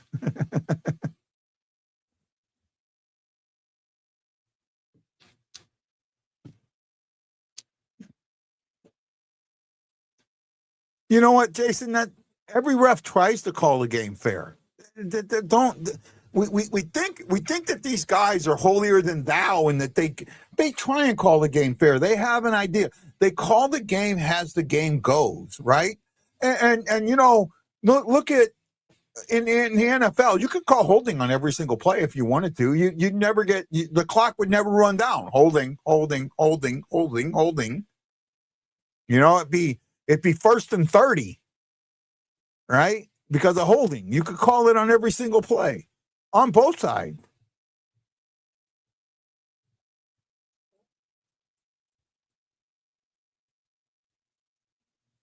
Oh, that's going to be backward hand pass. That's legal.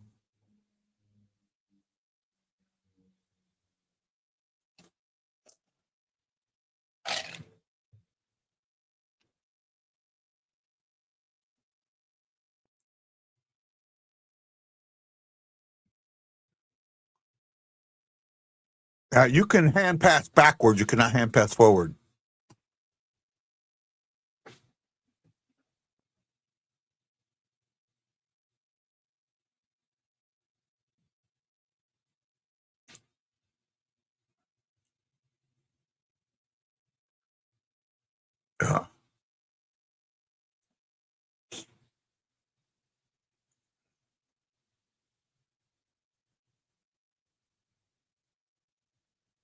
You know, back in the older days of hockey, and I mean, I don't think this rule went away until the mid 80s. If you broke a stick in on this long change, somebody from your team would throw a stick down the boards to try and get you a stick. That the NHL finally made that illegal.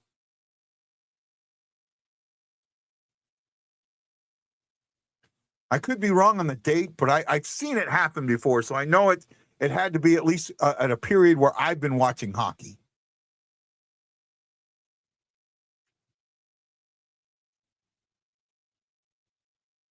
Hell, I used to watch hockey on a little 12-inch black and white TV, so.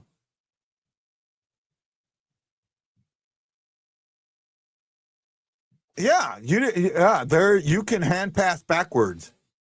Is Ryan Reeves on your channel? No, he is not. Ryan Reeves would not. Ryan Reeves is playing hockey right now. Oh, that's a penalty. That could be a penalty shot.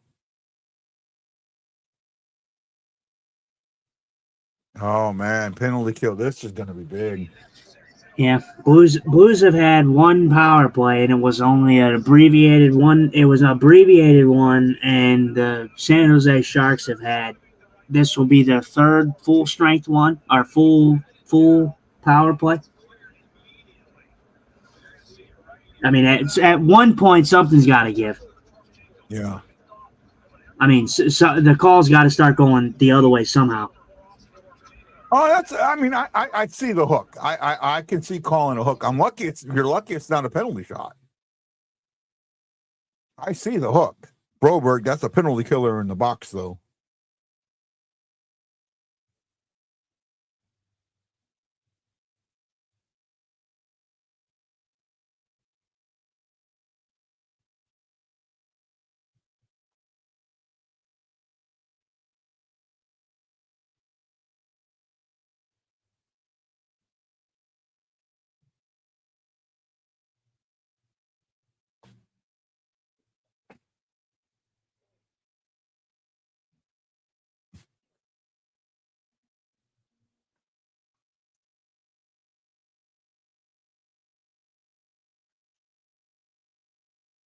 Oh, somebody got a stick. That could have been a 4-2 game.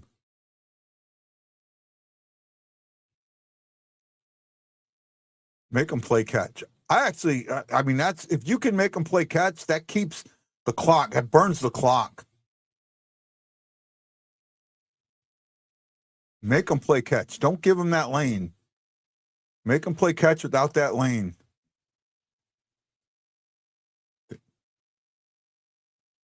That went off the blue. 4-2. Wow.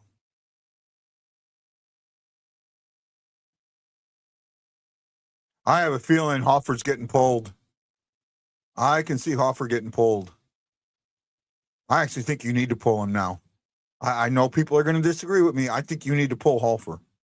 Oh, Montgomery's not happy.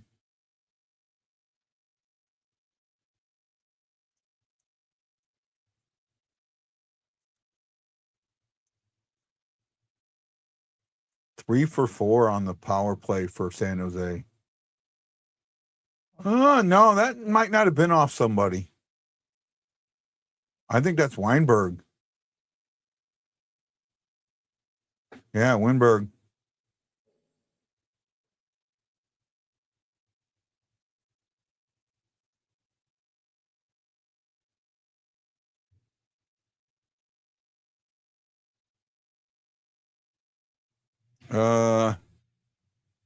I read that. Rugby rules. No, he's in the booth. Did you see the play where the guy was holding the player? The player kept a hold of the stick and literally scored with it, and it counted. No, I did not. 4-2, no need to pull. Yeah, there is a need to pull because, 4-2. You've given up 4 goals and 3 power play goals. 5 shots on goal in this game. 15-5 are the shots. Yeah, and I still kind of agree with Curbs though. I kind of agree. What?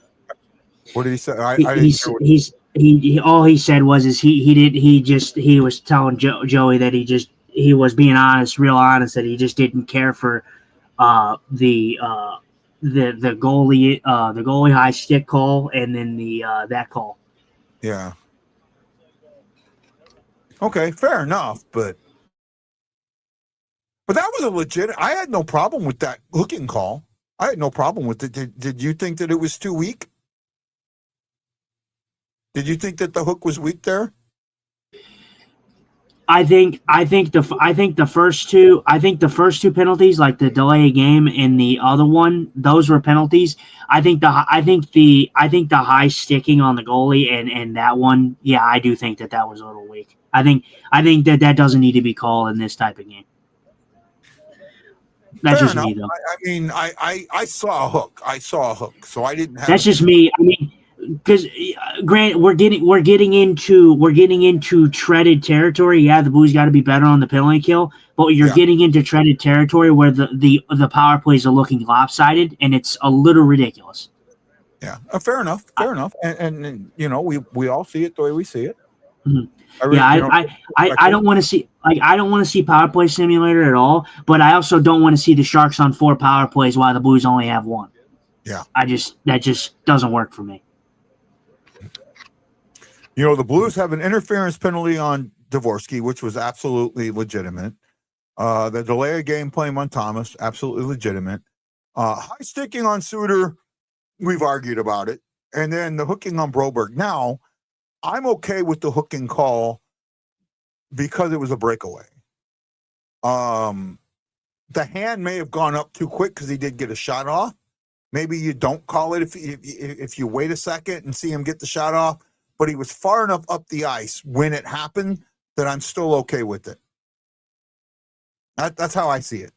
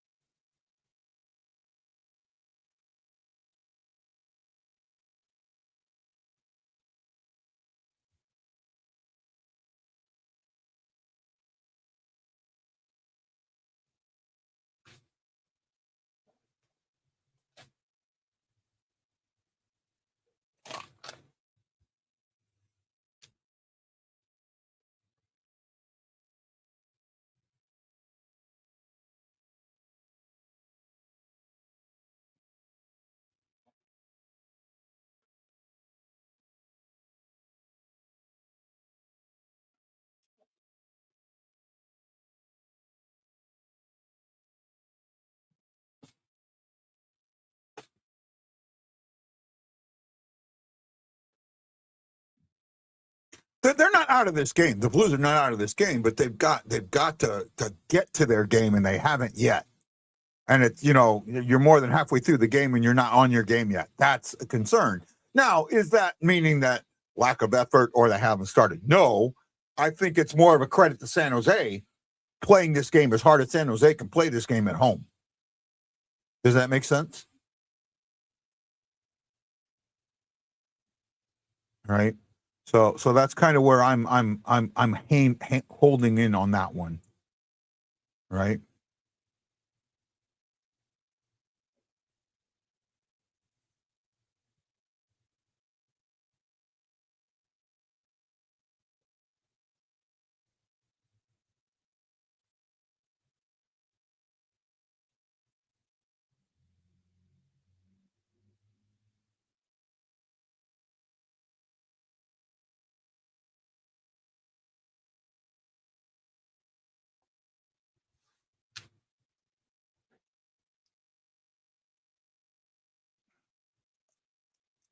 Oh, I thought that went in the net, the way the net moved. There we go. Get this team on the puck. Stop chasing the puck. Get on the puck. Get on the puck.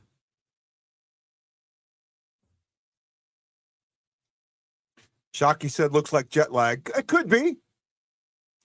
San Jose is a hard place to go into. A lot of times they don't go into San Jose. They actually fly into San Francisco and then take the bus in because you can't fly into San Jose at certain times of the day because of where that airport is.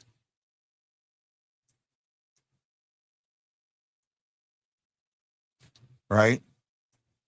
But that's one of them things where, like, I think it would be smarter. Like, sometimes they'll wait till the next day to fly in. I think it'd be smarter to fly into San Francisco, and then take the bus the hour and a half down to San Jose. I mean, these guys don't mind being on a bus for that long, and especially they're on luxury buses to begin with.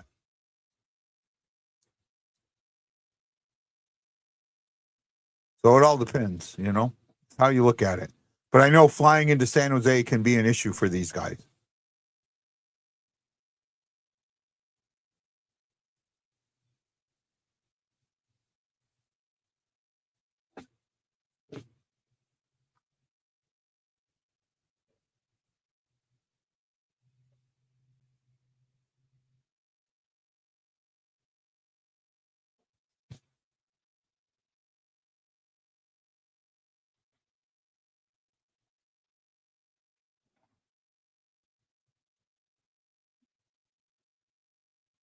Yeah, I'm with you. Get one. Get one.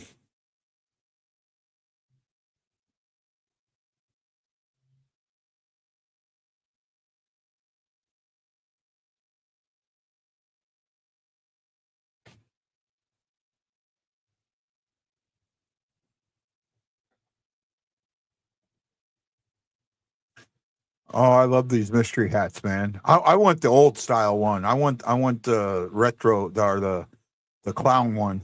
I like that one. No, it's not the weather. It's where the airport is. The airport is in more of a residential area.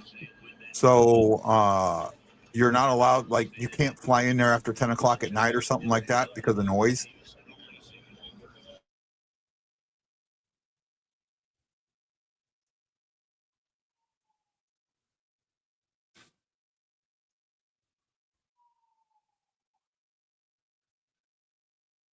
Need to stop chasing the puck.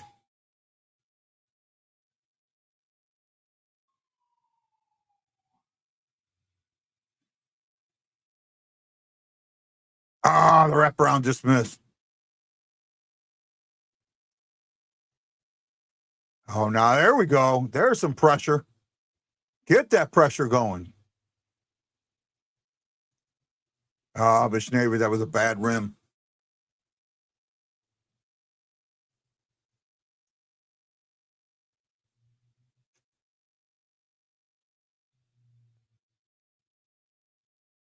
Vishneva is having a rough time with the puck tonight. I know he has a goal, but he's struggling with the puck tonight.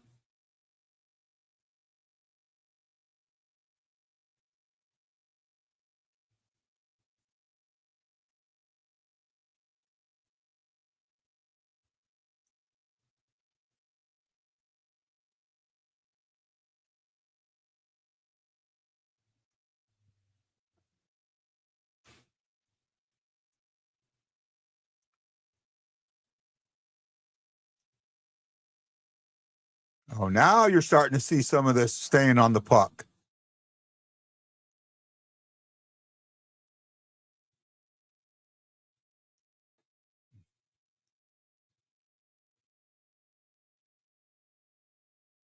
Ah, Offer gave it up.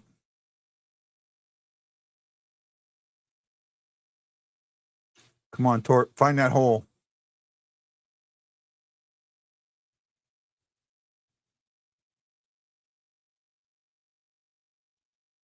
Oh. Wow. Keystone Cops is right.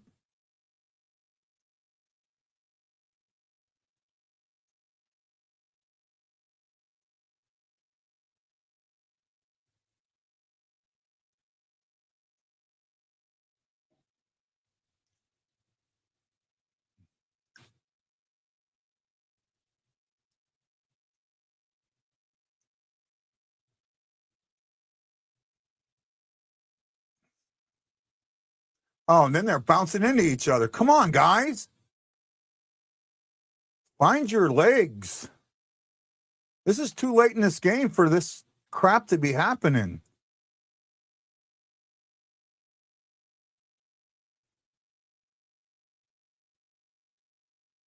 Goofy?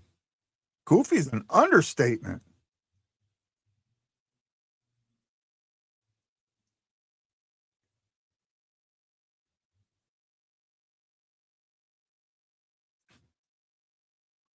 This is one of those games where someone goes, but they only got 7 shots. I'd agree with them. I agree with them. This is the Blues only have 7 shots because the Blues are not. They're chasing the puck, and I'm going to keep saying that because I don't think that they've not chased the puck. Do you agree with me there, Justin?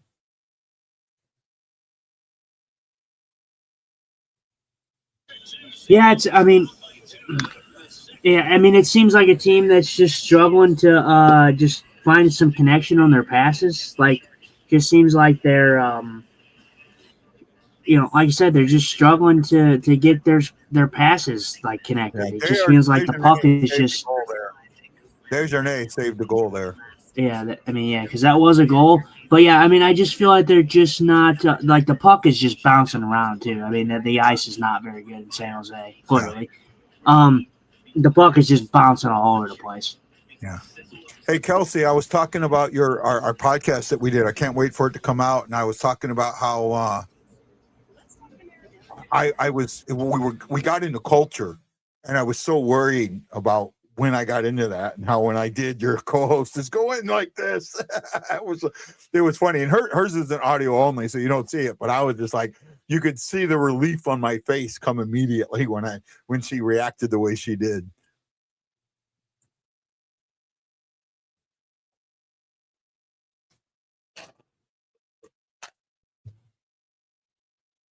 Like, Kelsey, anytime you want me on, let me know. I'm here for you.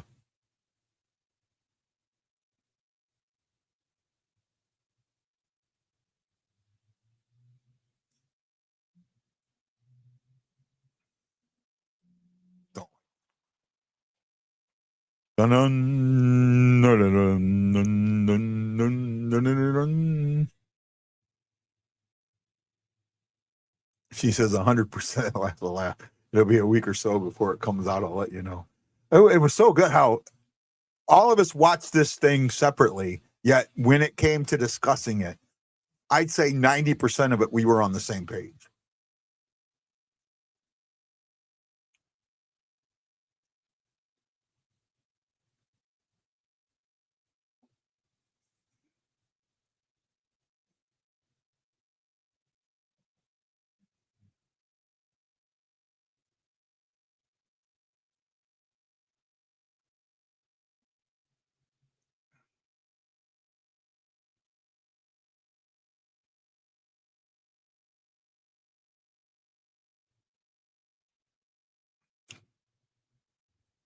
They need to control this puck. They need to start thinking about puck control.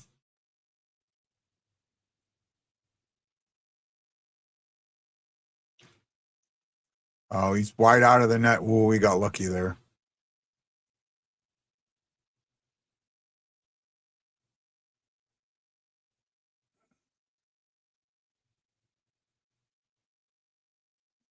Yeah, that's exactly what I've said about him getting caught out of the net. We talked about that a lot. Ooh, nice pass by Bushnavids there to Broberg.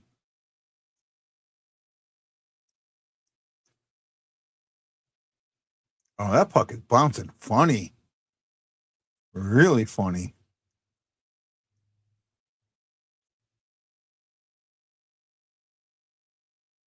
I think sometimes when the puck is bouncing like that, instead of doing an ice scrape, that they should look at, just going and doing another, taking the time out, taking and getting doing a Zamboni sweep of the ice.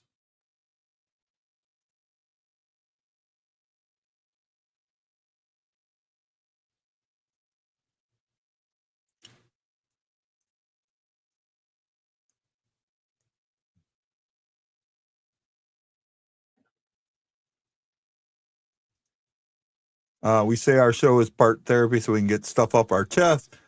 Like, is this as ridiculous as I think it is? I didn't think that. I thought we did a good job. I don't think that we looked at things as ridiculous, but we did look at some of the cultural aspects of what made that story a story. Because in all actuality, it should have never been a story. That's the problem with it.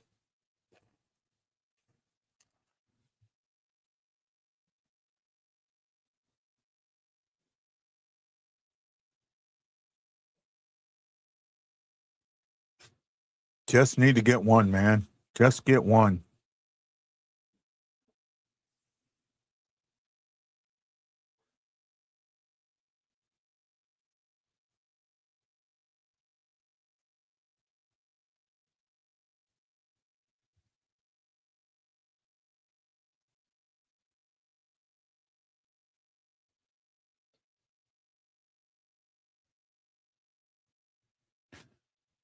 I'm surprised that the announcers aren't. Oh, now there was a trip. There we go. We're getting a power play late in the second.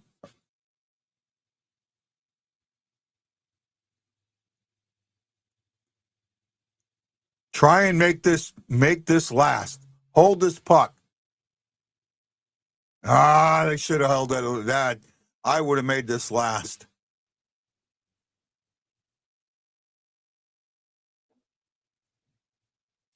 I think we are. Well, absolutely. It could have been a trip, but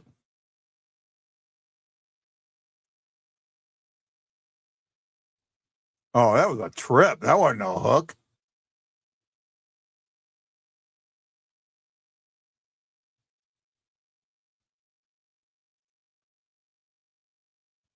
Broberg out there with neighbors, Snuggerud, Thomas, and Holloway, the young line.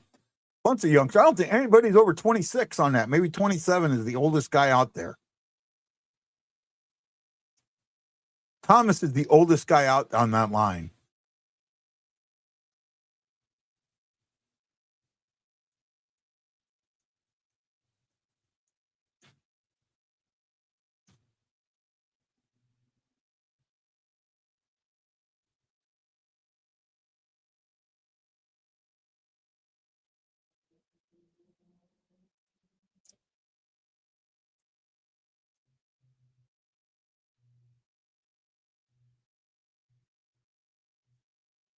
Oh, good hold, Broberg.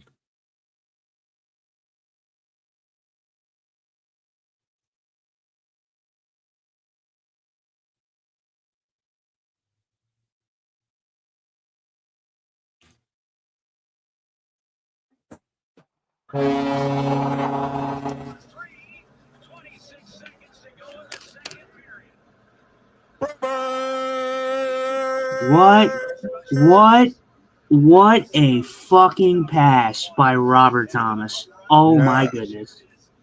Jesus Christ. Yeah, that whole play, it was broke down, and St. Louis stayed with it. San Jose was absolutely that was Holloway with the pass to Broberg. No, I'm talking about the pass that from back to, yeah. Thomas against the board. Yeah.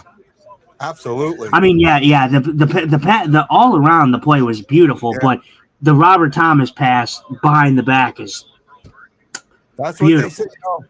They talked about having to get one here. Yep.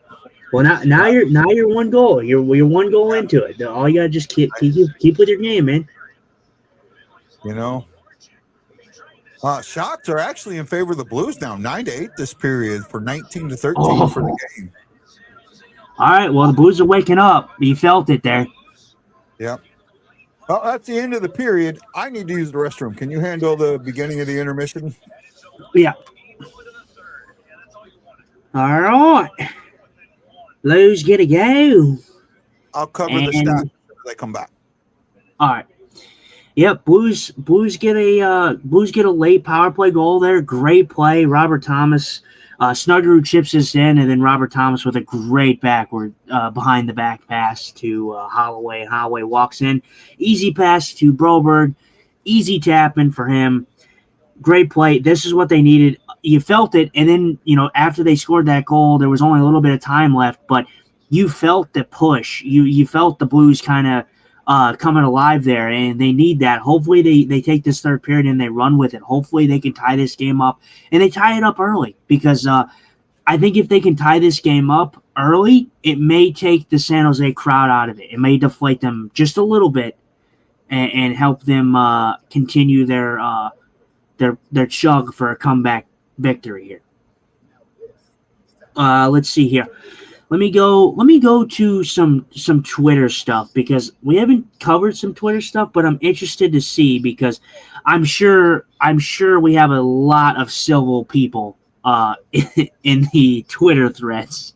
So this should be interesting. I'll let Guy cover the stats, and then we'll kind of pivot to there. Well, first thing I want to do is I want to promote this Thursday. Join me and Justin as we have special guest Mike Meyer from St. Louis Sports Central. Who knows? Maybe we get Bernie Milazik or some of those other guys. Maybe this opens a door for us. He's a Blues guru when it comes to the prospects. We'll be able to talk to him about the prospect pool and Blues playoff structure. We got him for an hour. Let's make that hour work. Get your questions ready to go, because we look forward to seeing you on the BlueNote Fan Report on Thursday at 7 Central Daylight Time with Mike Myers of St. Louis Sports Central. Shots for the period were 9-9, evened up at the end there, 20-13 overall. The period was a exciting one. There were 2 goals that period. San Jose, both power play goals. San Jose got one at the 10:13 mark, their third power play goal on 4 power play attempts. And the Blues in the period when Broberg from Holloway and Thomas with his 6th of the season, number 6 with his 6th at 19:34 to make the game 4-3. Shots for the game. Let's talk about stats. The Blues have 27 attempts. San Jose has 37 attempts. Hits are even at 12 apiece. St. Louis has coughed the puck up 9 times. San Jose's coughed it up 10. St. Louis stole it once, and San Jose stole it 3 times. Both teams have blocked 11 shots. Face-offs have shifted. They are now 21-17, 55% to 45% in favor of the Blues. Penalties that period. Suter gets a really weird high sticking penalty at the 152 mark. But that comes after a oh man, I cannot even say this guy's name. Mahukam Dolan? I can't say it. I'm sorry. He got a delay of game penalty at the 114 mark, and then he also got the hooking call at 1906 that led to Broberg's goal, not penalty, goal. Other than chasing the puck for the first 19 minutes of the game, when it mattered, they got it. They did what they needed to do. Penalty kill has not been strong. Hofer has not been strong this game. While he is 16 of 20. The goals that he's given up, they're not on him, but they're on him. If that makes sense. Did you kind of agree with me or disagree with me there? What, that the goals are on him? They're not on him, but they're on him. It's because it feels like the whole team has just not been there, and Hofer's made some mistakes. It's not that his mistakes have led to goals, but it's hard to sit there and say that he's played spectacular and the team has let him down because he hasn't played well, even though the goals may not be on him. Does that make sense? I mean, nothing has been heavily overly. The reason I can say that he hasn't been as phenomenal as he has been is because San Jose, although they've had the shot count, I mean, nothing has been relatively like downright. Oh my God, San Jose is just completely just getting the best shots known to man. I mean, they have 19 shots, but really not a bunch of them have been like high quality shots. Yeah. So, it's disappointing. Your goalie is not going to have one goal against every game. Hofer's been very good. We talked about this. You talked about this. You call it. It's going to be a barn burner type of game, and that's okay. The Blues kind of need a game like this. They haven't had that. They've been relatively keeping the puck out of their net. Let's just see how they overcome. After that third goal, though, there wasn't much time left on the clock, but I felt that push. I felt the Blues kind of coming alive after that third goal there. So hopefully that transitions into the third period, and the Blues can tie it up early, because I think if they can tie it up early, it may take some of the life out of the SAP Center. Yeah, I'm with you. I see that. So in other news, Toronto, I believe, has officially decided to part ways with Brad Treliving as their GM. So that happened about an hour before I came on. Yeah. So that's huge news for Toronto. I know that Toronto fans are probably rejoicing with that. So that was some big news that we talked about. Obviously, yesterday, randomly, Sunday, I did a video on the Vegas Golden Knights firing Bruce Cassidy and bringing in John Tortorella as their head coach, which I still think is a very much of an act of desperation on their part. Just in my opinion, I think that I think it just reeks of desperation. I think a Vegas team that has taken advantage of the loser point has really. Oh, he froze. Yeah, that was a decision that makes very, very little for me. And I think that this isn't the only this isn't they're not done. They're not done in Toronto. I think Am I live? Yeah, you froze for a second. No, yeah, no. I was saying that I think for Vegas, I think it's like I said, they've been skidding. They've had the worst season that they've had statistically, and without the loser point, they wouldn't be anywhere near where they are in the standings. And the Pacific Division is just so weak. The Vegas Golden Knights. I just feel like it reeks of desperation that they brought in John Tortorella. I don't think his coaching style is very fitting for this new style of hockey that we're seeing, the new age of hockey. He's an older school coach. I've been on record numerous times saying that I love John Tortorella because I think he calls out the league and I think he calls out poor officiating. I think he holds the league and the officials accountable when the NHL does not. So I like that part of John Tortorella, but obviously his old school mentality is not very well liked amongst the young players in the league. No, Mitch Marner's got to be going, oh my God, not him. You know? I'm sure. Yeah, this is one of those that did not make 100% sense for me, you know, of the move. You're in third place, right? You're in the playoffs and you're making this move. Now, there was I love the Ice Guardian podcast. I really do. I wish I could get some of those guys on this show, and I'm going to keep pushing to try and get some of those guys. And I love Brett Hull to death. And they recently had Robert Bertuzzo on. But they make a statement that the playoffs, how this is this format is dumb. And I'm thinking, Brett, but this was close to the format that you played in when you played within your own division.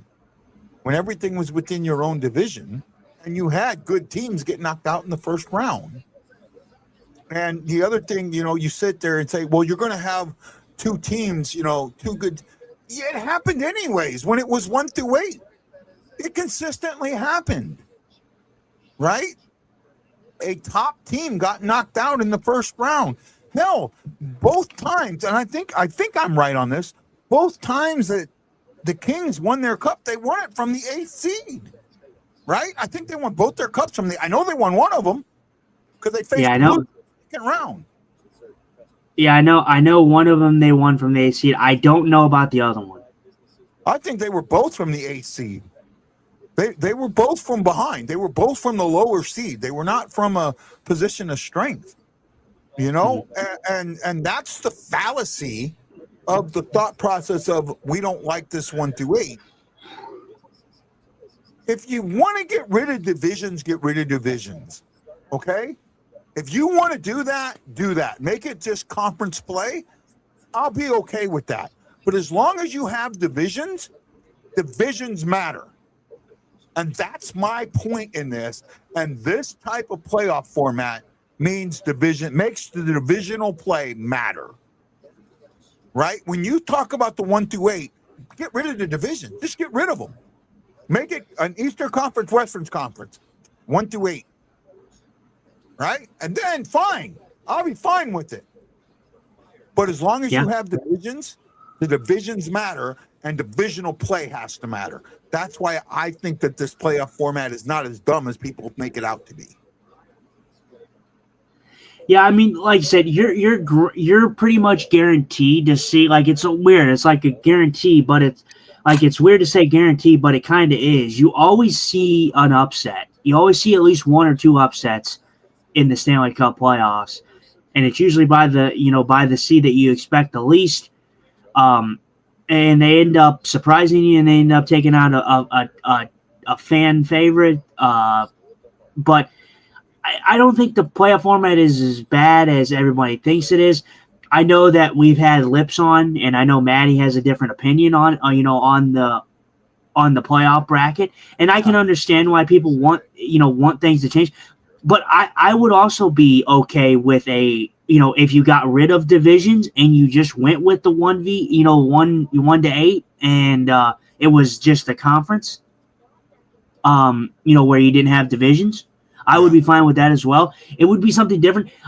For me, I think every once in a while, I don't know the year span, but for me personally, I kind of like when things change. I know that people get into a lull of normalcy, but I would kind of like it to see if the NHL picked like a specific time frame of years. And I know that sounds a little weird, but a different time frame of years where you play a certain bracket or you play a certain format, and then you change it up after a couple, after a certain amount of years. Yeah, I'm not as on board with that as I mean I get where you're going with that.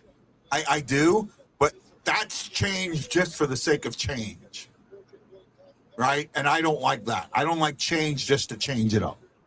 I don't either. But that's what you're advocating there. Every 5 years you just go to a different format. Well, I didn't say just 5 years. I mean, you could do every 10 years. You can do, but I'm saying that people get tired of seeing the same thing over and over again. People like to see change sometimes. Sometimes people don't like change like that. And yeah, I agree. You don't change just to change, but I just think that changing it up after you've had something for so many years, like, if you're talking about like a decade, and you've had the same format, I mean, I don't mind seeing a different type of format, doing something a little different. I don't mind. I wouldn't mind doing it something different, but you can't. For me, the change has to be not just the playoff change. It has to be a change in the system in and of itself. If you want to go to 1v8, if that's what you want, then I'm okay with it as long as you make divisions go away. And as soon as you make divisions go away, people are going to start bitching. Why are they going to bitch? Because now you're not playing people in your conference enough, right? Or you're playing somebody.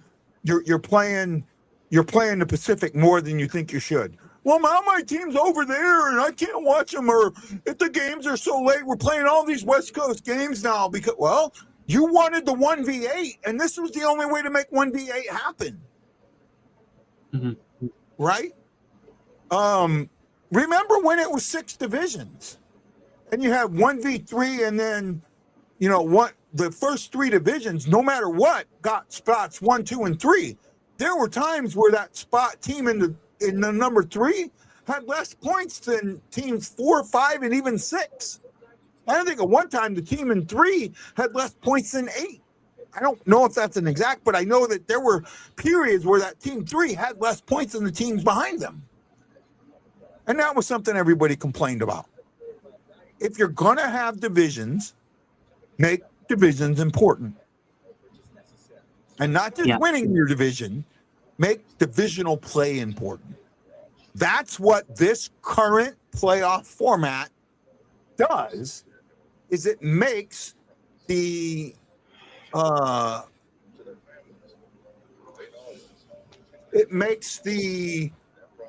format, it makes divisions important. Yeah, so Kelsey's saying, give me divisions, give me rivalries, give me grudges and strife. That's where I'm at. That's exactly where I'm at. That's what the way I say it, right? That's the way I look at it. I just think that the fatal flaw. Well, absolutely. Go ahead. No, I just was saying, I like the rivalries too. I mean, it's what makes the playoffs fun. It's what makes it, enjoyable, physical. The battle, it is there. And I do think that if you did change it, and you didn't have those type of rivalries there, it would kind of kill the plus. And I do think that, and we have talked about this, I do agree that it sets a precedent that people think like, oh yeah, like I don't want to see all these good teams out in the beginning, but like what people are advocating for is they want to see a playoffs to where the best teams make the finals every year, and I don't particularly agree with that.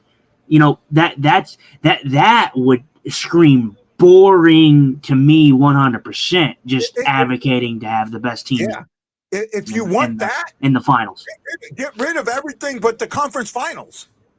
Conference finals. That's it. 2 rounds. That's what you want. That's what you want. You're saying you want the team that won their division to make the playoffs. It should be that way, no matter what. Okay, then get rid of the second 2 rounds. You win your division, you're in the conference finals, and then the next round is the playoff. Just get rid of it. But that's what when you advocate when and I say you, I mean people advocate for 1v8, and the reason you're advocating for it is because a good team, 2 good teams are getting 1 or 2 good teams are getting knocked out in the first round. Well, okay, then don't even have them teams in the first round. Just have the teams that win the division go into the first round, go into the conference final. Game is back on. The Blues need to win this one. As just for a quick one, I know we're getting into the third period. I just wanted to go over the out of town scoreboard. The Islanders played the Pittsburgh Penguins. The Pittsburgh Penguins beat them 8-3. The Avalanche beat the Flames 9-2. The Ducks are up 3-1 on the Maple Leafs after 2. Obviously, started the third for the Blues and Sharks, and the Vegas Golden Knights are up 3-2 on the Canucks after 2. Yeah, 2 big scoring games, 3 low scoring games. Well, so far low scoring games. Though to me, 4 is on the edge of no longer a low scoring game. Because I think 5 goals is going to be needed to win this game. I think this game's going to be 5. I even said it. Someone had asked me about that, and I had said I could see this being a 5-4, 6-4 game.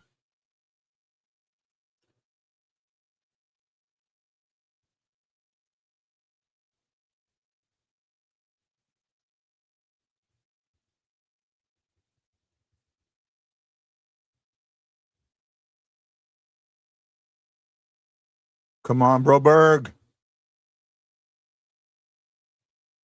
Stay with this puck. Oh, nice shot. Nice shot early in the period. He is every game confidence grows. Like shooting that puck.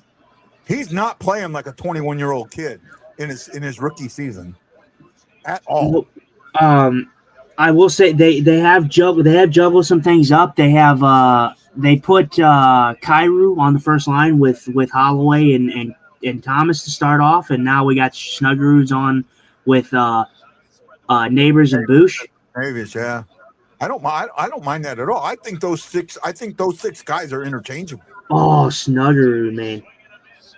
Oh yeah. You're a second ahead of me. Uh-oh. San Jose's just cherry picking. There we go. That's what we needed. San Jose's just cherry picking at this point. Oh, those guys are seeing the puck well right now.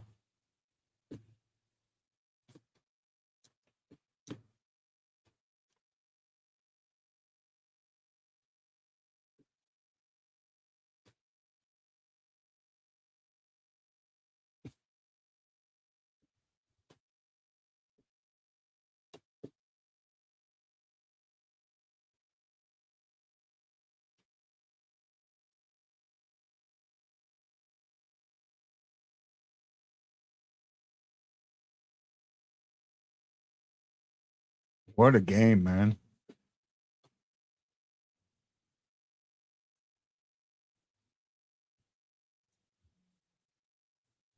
I was watching it the whole time, and Bush in the slot right there, and then Bush passing that. I knew he was teeing that up for Snuggerud immediately. I saw Snuggerud finding space, and he just whiffed.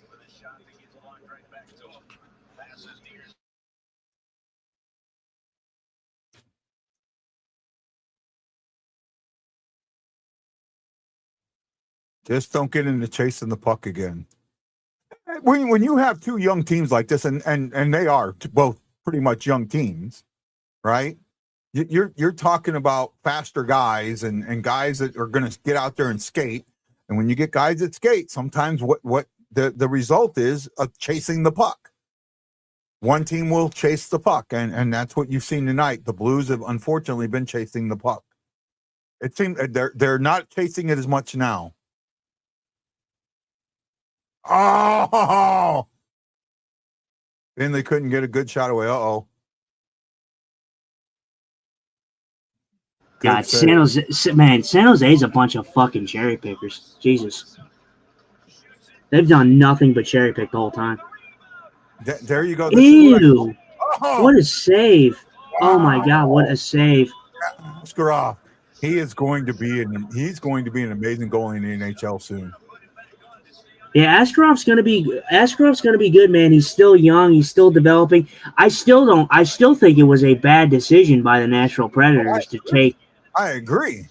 Yeah, I don't. That's going to cost the Predators in the long run. Will be getting rid of Askarov. Yep. Who did they trade? Did they trade him to San Jose, or did they trade him to somebody else, and then somebody else traded him to San Jose? No, they traded him to San him to San Jose for, I think it was Blackwood, I think, and then they ended up getting rid of Blackwood anyways, and he went to Colorado. Yeah, Blackwood and Wedgwood went to Colorado. Wedgwood is the one that went to Colorado. Yeah, well, both went to Colorado. Both were. It was a goalie for goalie trade, but it was not a good trade from the Nashville Predators.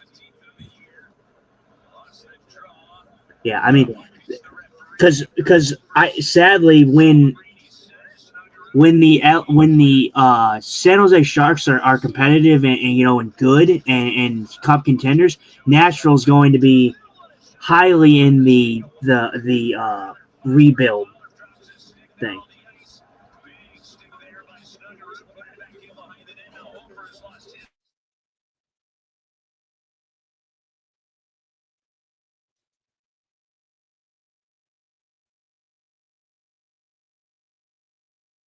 Good move by Bishnevich there. He did it the right way.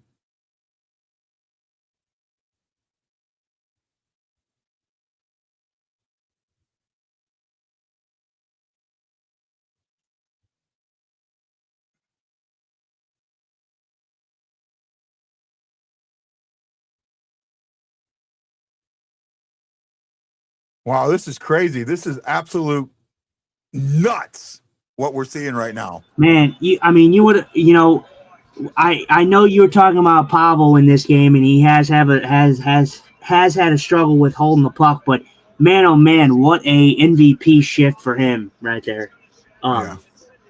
Getting that stick to Hofer, and then he playing without a stick. He swipes that puck. He loses his glove in the process. Oh no, I think that was Neighbors. It might have been Neighbors that did that. Yeah, Neighbors did that. But still, both guys. I mean, every guy on the ice there committed to helping their goalie out there.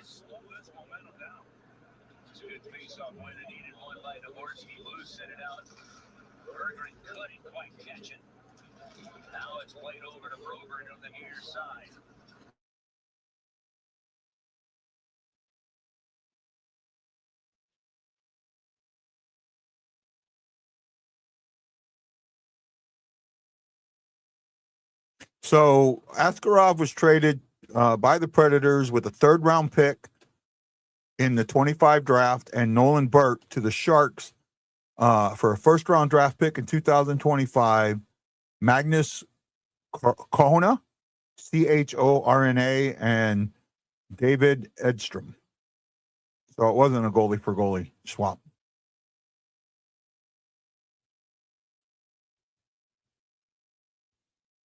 Oh. I don't know if you faked it or just missed it.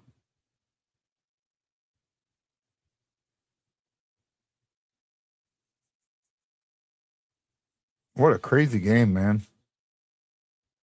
Hey, Baden, you are correct. The Blues are shooting a lot better this period.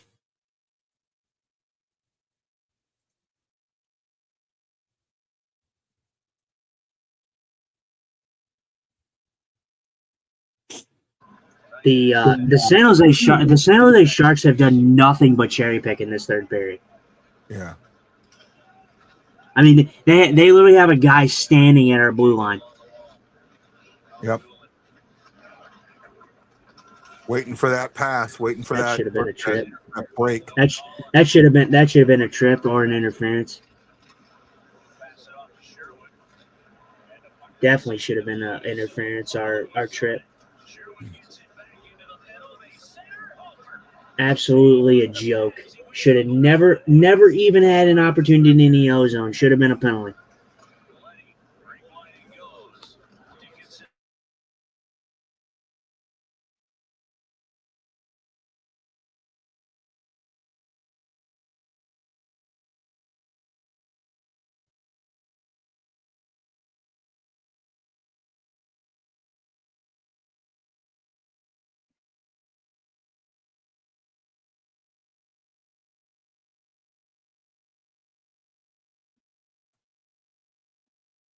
That could have been interference on Letty there.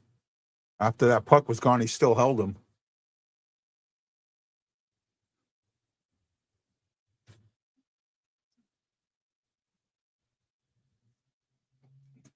Four to 3 Sharks. 12:18 to go. Shots are 26-16 in favor of Baby Sharks. Baby Shark. Baby Shark. The Baby Sharks.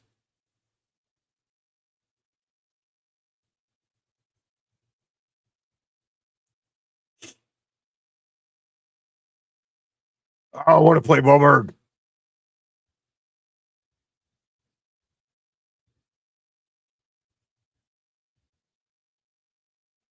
Oh, neighbor just missed. Just missed. I agree, bud. We do need a lucky bounce. Lucky bounce to do. Lucky bounce to do. Lucky bounce to do. We need a lucky bounce. Bounce. Am I nuts or what? Am I nuts or what? It's been an exciting third period so far. Man, neighbors just missed. I mean, I threw my hands up. I was like, "Oh my god, how did he miss?" I'm telling you though, this is opening up, and honestly, it's not over yet. There's still tons of time yet left to get one goal to tie this game up. And honestly, they're saying, "Oh, slow this game down." I don't know how well you want to slow this down. I think the Blues are actually, they're getting their chances. They're opening up now, and it may cost San Jose in the end. Maybe don't slow down. Maybe just try to, get after. You got nothing to lose, Yep. I agree. You have absolutely nothing to lose. Keep it going, man. Keep it going.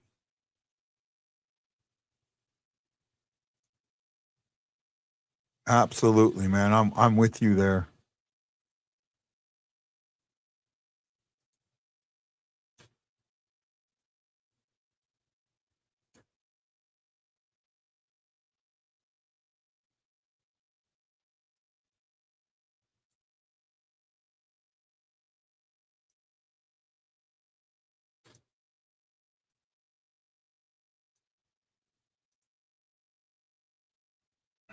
There we go. Braves 4-0 W today. Oh man, dude, he is so wide. I cannot believe he doesn't score this. Who? Oh, neighbors. Yeah. Oh no, yeah, no. I was just saying my Cardinals lost, but my Braves won. So Yeah.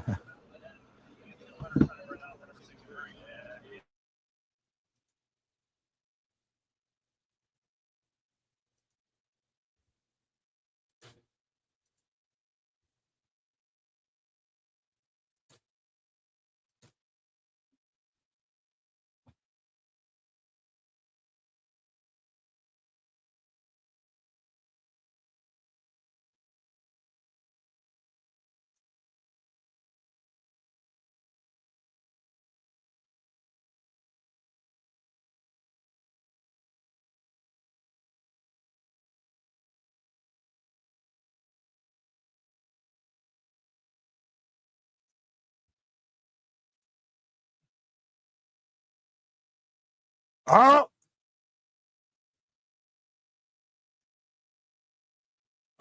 man, they're just got to keep working these opportunities. Oh, how you got mugged and you're What was that? What was that, man? your hand on that. Oh my God, man. I mean, you have to be kidding me, man. Got mugged. Absolutely mugged. I mean, come on, man. When is enough enough? Good God, man. Yeah. You talk about the Blues not drawing enough penalties. I mean, how can you draw penalties? Man just got freaking mugged in the offensive zone and no call. I mean, that's ridiculous. You know, there's only one player that I can look at tonight and go, I think that player's had a bad game. And that player even scored a goal. Who, Bush? Yeah. He had an MVP shift in the last one.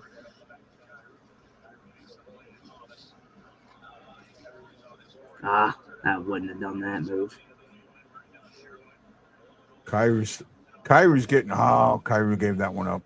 Kyrie's starting to do the McDavid circle a lot more, and I wish he would. He's got the speed. He needs to do more of it because it confuses people. Baden says they are playing their game like they have been for the last 2 weeks. They in the third period so far they have. They're not chasing them. They were chasing the puck the first 2 periods, and I know I keep saying this, but it's true. They were chasing the puck in the first 2 periods. At least I feel like they were. Did you?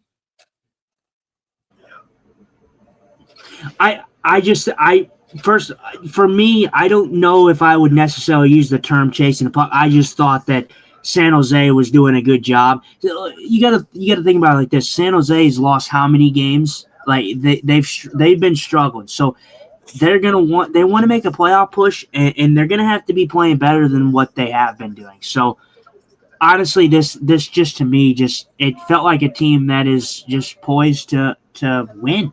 I mean, they're young, they're hungry.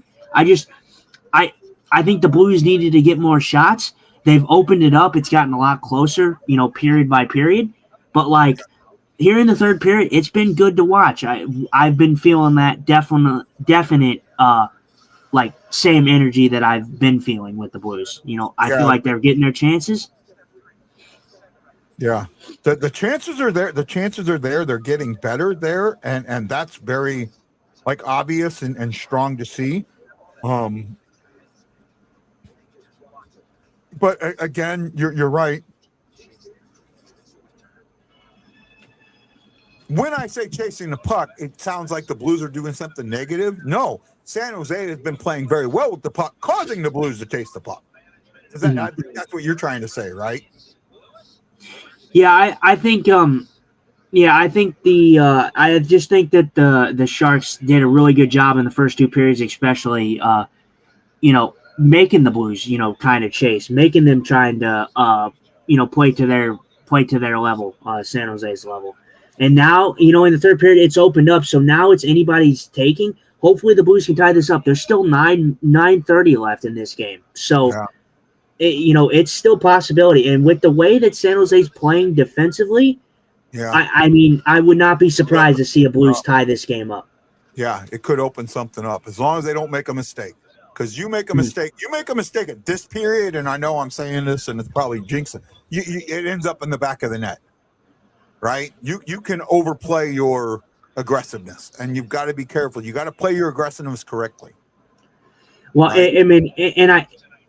And for me, I'm seeing a team in the Blues that is aggressive, trying to tie this game up. Oh, Jesus. Oh, now they're going to call. See, this is, guy, and I know that you talk about giving the benefit of the doubt and all that, but this is the issue. Jake Neighbors gets mugged in the O-zone. Should have been a penalty. And then Holloway comes in, and he's fighting for a puck. I don't think he gets tripped here. I think he just loses an edge. Yeah, he loses. Oh no, you know what? Oh, maybe Askarov does trip him here. Yeah, but, he did trip. Yeah, he got tripped right there. Well, they'll actually get tripped by 2 people. Yeah, so I mean, like I said, this is well deserved because the Blues should have been on the power play earlier. But I just, for me, if it didn't come down to the fact that I didn't see Askarov throw his stick out, so I didn't realize that he did actually trip him. But I thought it was just a makeup call. That's exactly what I thought it was. Well, before that, the player that's with him is boot to boot, and then Askarov gets a stick in there. So you could have called either player for the trip. Absolutely. You could have actually called either player, right? Absolutely. Well, let's see. Can the Blues tie it up? All right. Let's hope. They're 1 for 2 on the power play. They need to make it 2 for 3.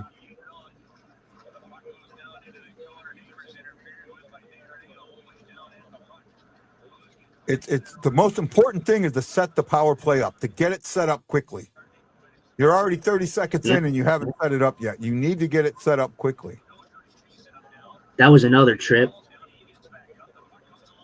Get this thing set up. Oh yeah, right there on Holloway. Yeah, San Jose is they're getting away with a lot. Yeah. Right now. They are getting away with a lot. God, you now get this thing set up. There we go. You're a minute into it before you get it set. Ooh, that was almost bad.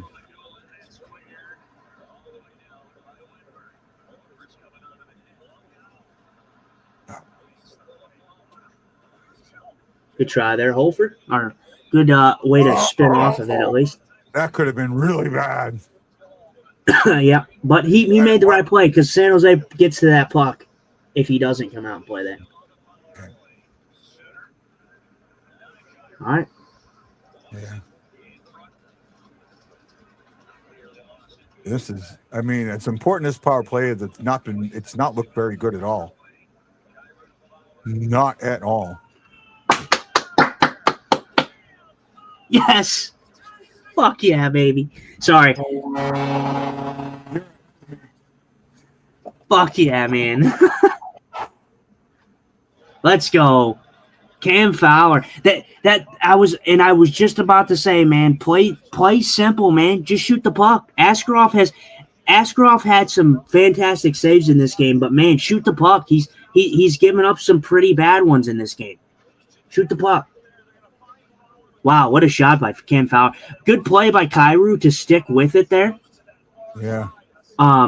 Did Kyrou tap that in? Did Kyrou deflect that in? No.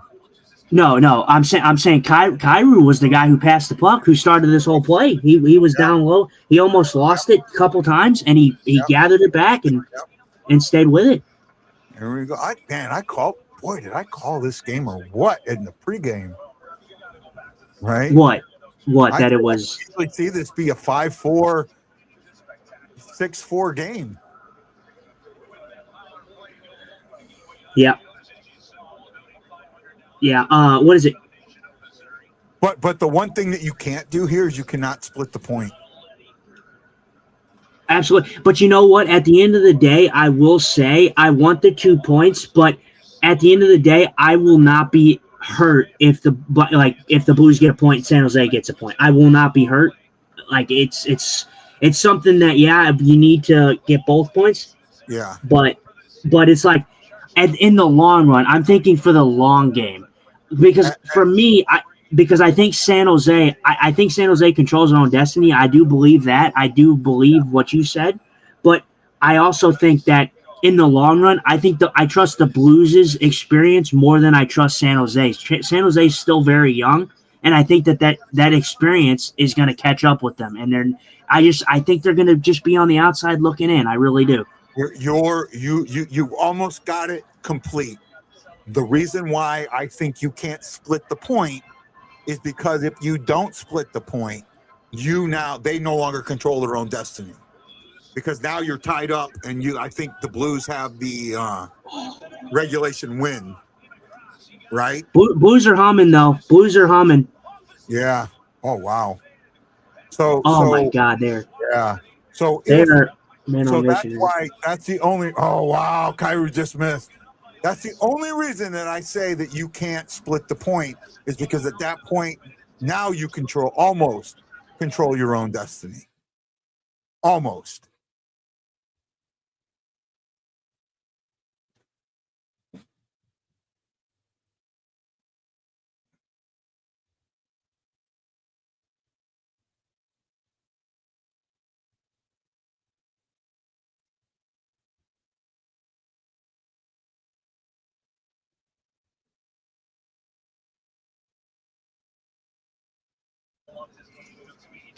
And might I add that I'll be honest, the chances have opened up for both teams, but I'll be honest, I think this is a period where the Blues have been hungry, and I think the Sharks have played passive in this period. Yeah, no, I think they have too. I think that they went into a prevent defense and they haven't come out of it yet.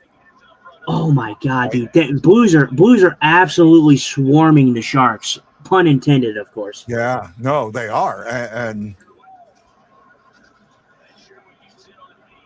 you just got to continue to do that. You got to continue to put the pressure on, and find the hole. Now the Sharks are putting some pressure on. God, I'll tell you what though, this exactly shows me why I freaking love Philip Broberg, man. He is so freaking good. Yeah. So good, man. I am so impressed with the defenseman that we got from Edmonton, man. He is just incredible to watch. Yeah, I mean the Blues are swarming. If they keep swarming like this, I mean the puck is bouncing all over the place. They're getting super close with these rebounds. Askarov is in the net swimming. He is doing a fantastic job because San Jose could easily be down in this period. Yeah. I said this was going to be a 5-4, 6-4 game, and that's exactly where it's going to end up being. Right? It's going to be one of those two scores. Right? And it's exciting. This is an exciting game. It really is. And isn't it crazy how much of it switches, though? I said that, too, that I think this could be an exciting game, that this wasn't going to be a boring game. Wow, man, I kind of got a crystal ball out on that one. This is only the third time this season, the first since October 30th, that the Blues have had 2 power play goals in a game. Yeah, they're and this goes to show you how well the St. Louis Blues are playing right now, and it's they're finding different ways to get back in games and win games, and you saw that adversity. Obviously, our power play has been rough, but the fact that they've been able to take the San Jose power play that they've scored 3 power play goals, the Blues countered back, and on a power play that's not been very good this year, scored 2 of their own. So it goes to show you that they're playing really, really well right now. 4:19 remaining in regulation. I'm gonna stick to my guns and say that the one thing you cannot do is give up that extra point. Absolutely. Split the point. You cannot split the point. You need to win this in regulation more than they do. Oh, I absolutely want them to win in regulation, and I hope they do. But I will say, with the way that they're pushing, if they continue to push like that, I can see them win. I can see them scoring here eventually. Yeah. I mean, because they are like I said, they are swarming.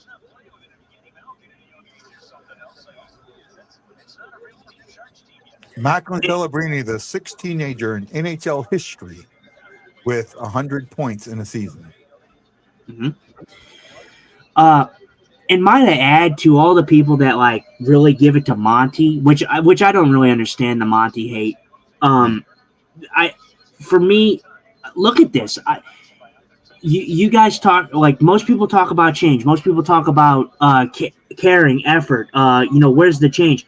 Montgomery started this period and shook up the lines, and he took Snuggerud down off the line, put Kyrou there, and you're switching the top 2 lines there, to try to get something going, and he did. He was successful in that switch. Oh, what a pass by Robert Thomas! Oh my God, dude, this guy is just so freaking fun to watch. That was a great pass. Oh, that's the 3rd time he's done that pass this game. I know, he's freaking insane. Oh, yeah, I thought Parayko was offsides there. Let this come back over the line. There we go. I mean, you look at where the shots were. The first period started 11-4. The shots are currently 28-24 in favor of the Sharks. So the Sharks are not heavily out shooting the Blues. Excuse me. Excuse me.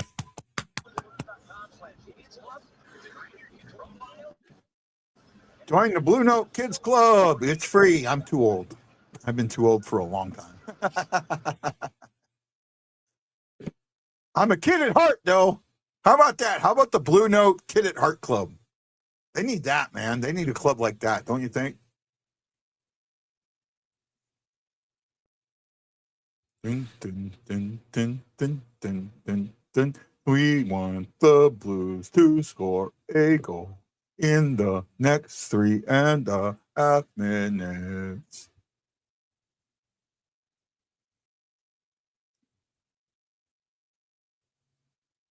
Man, I haven't seen a team cherry pick so hard since we had freaking Brett Hall, dude. Jesus Christ. Yeah. San Jose is just They were talking about that, about them having a guy hanging out in the neutral zone. Yeah. So, I mean, dude, just watch it, dude. San Jose is just absolutely cherry picking right now. They are completely cherry picking. Nice play, Pareko. Way to carry that puck out.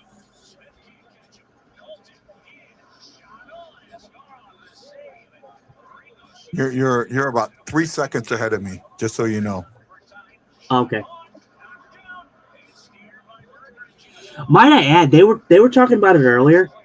You know who's been a very good addition to this team?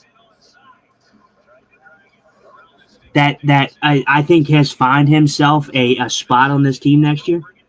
Mm-hmm. Who you know who I'm talking about? Yeah. Who? Say again.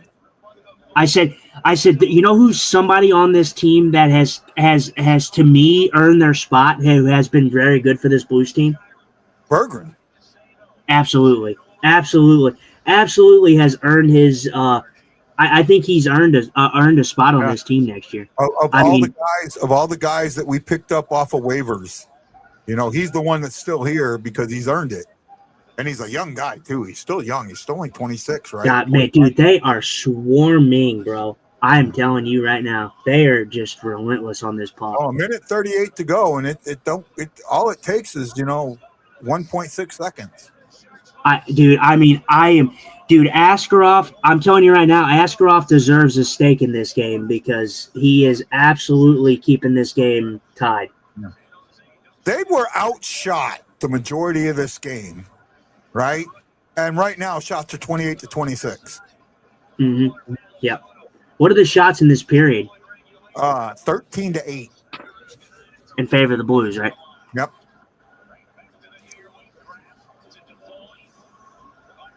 One minute to go. We're going to split the point, and that's just. I think it's going to come back to haunt us at the end of the season.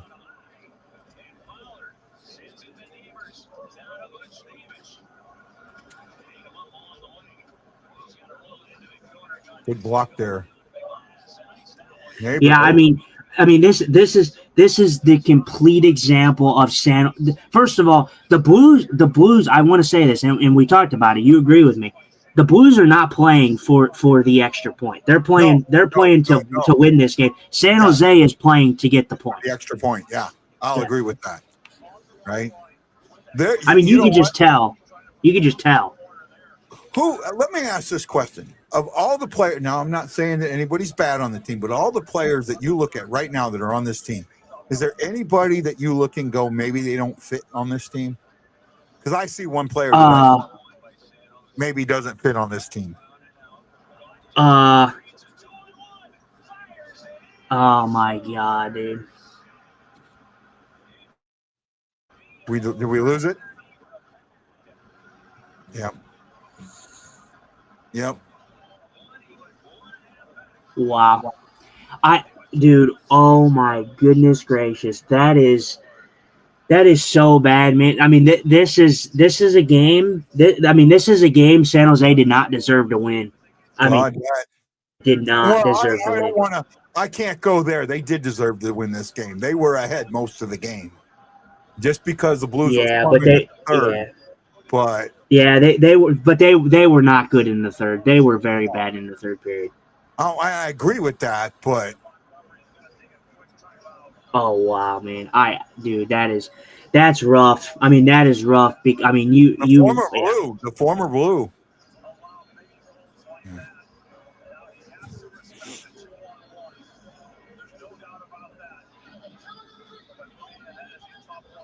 Yeah. To answer your question, Oscar Sundquist.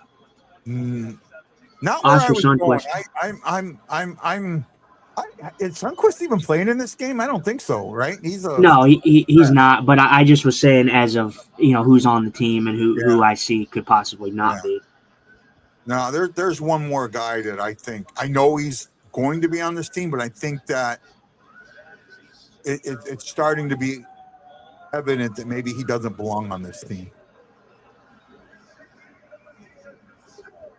You might say I'm nuts when I say who it is. They pulled Hofer. Oh, that's not smart. Yeah, that wasn't smart. Oh, well, they missed the net, so that helps.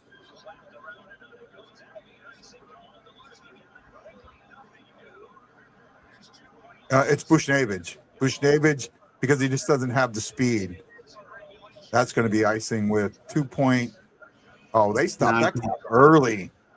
They stopped that clock early. They might take time off of this clock. No, they added time. 3.3. They added time? Wow. Yeah, 3.3. That clock stopped early. Yeah, that clock stopped early.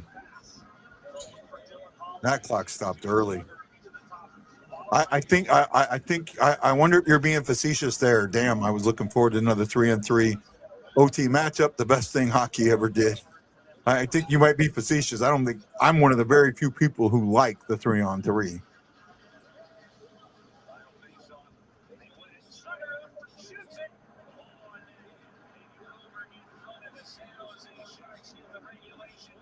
Yeah, that's so disappointing. I mean, that's so disappointing.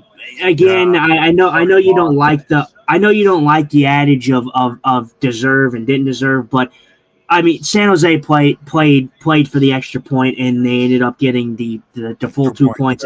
The way that they played in the third period can solidify me enough to say that they didn't deserve to win this game.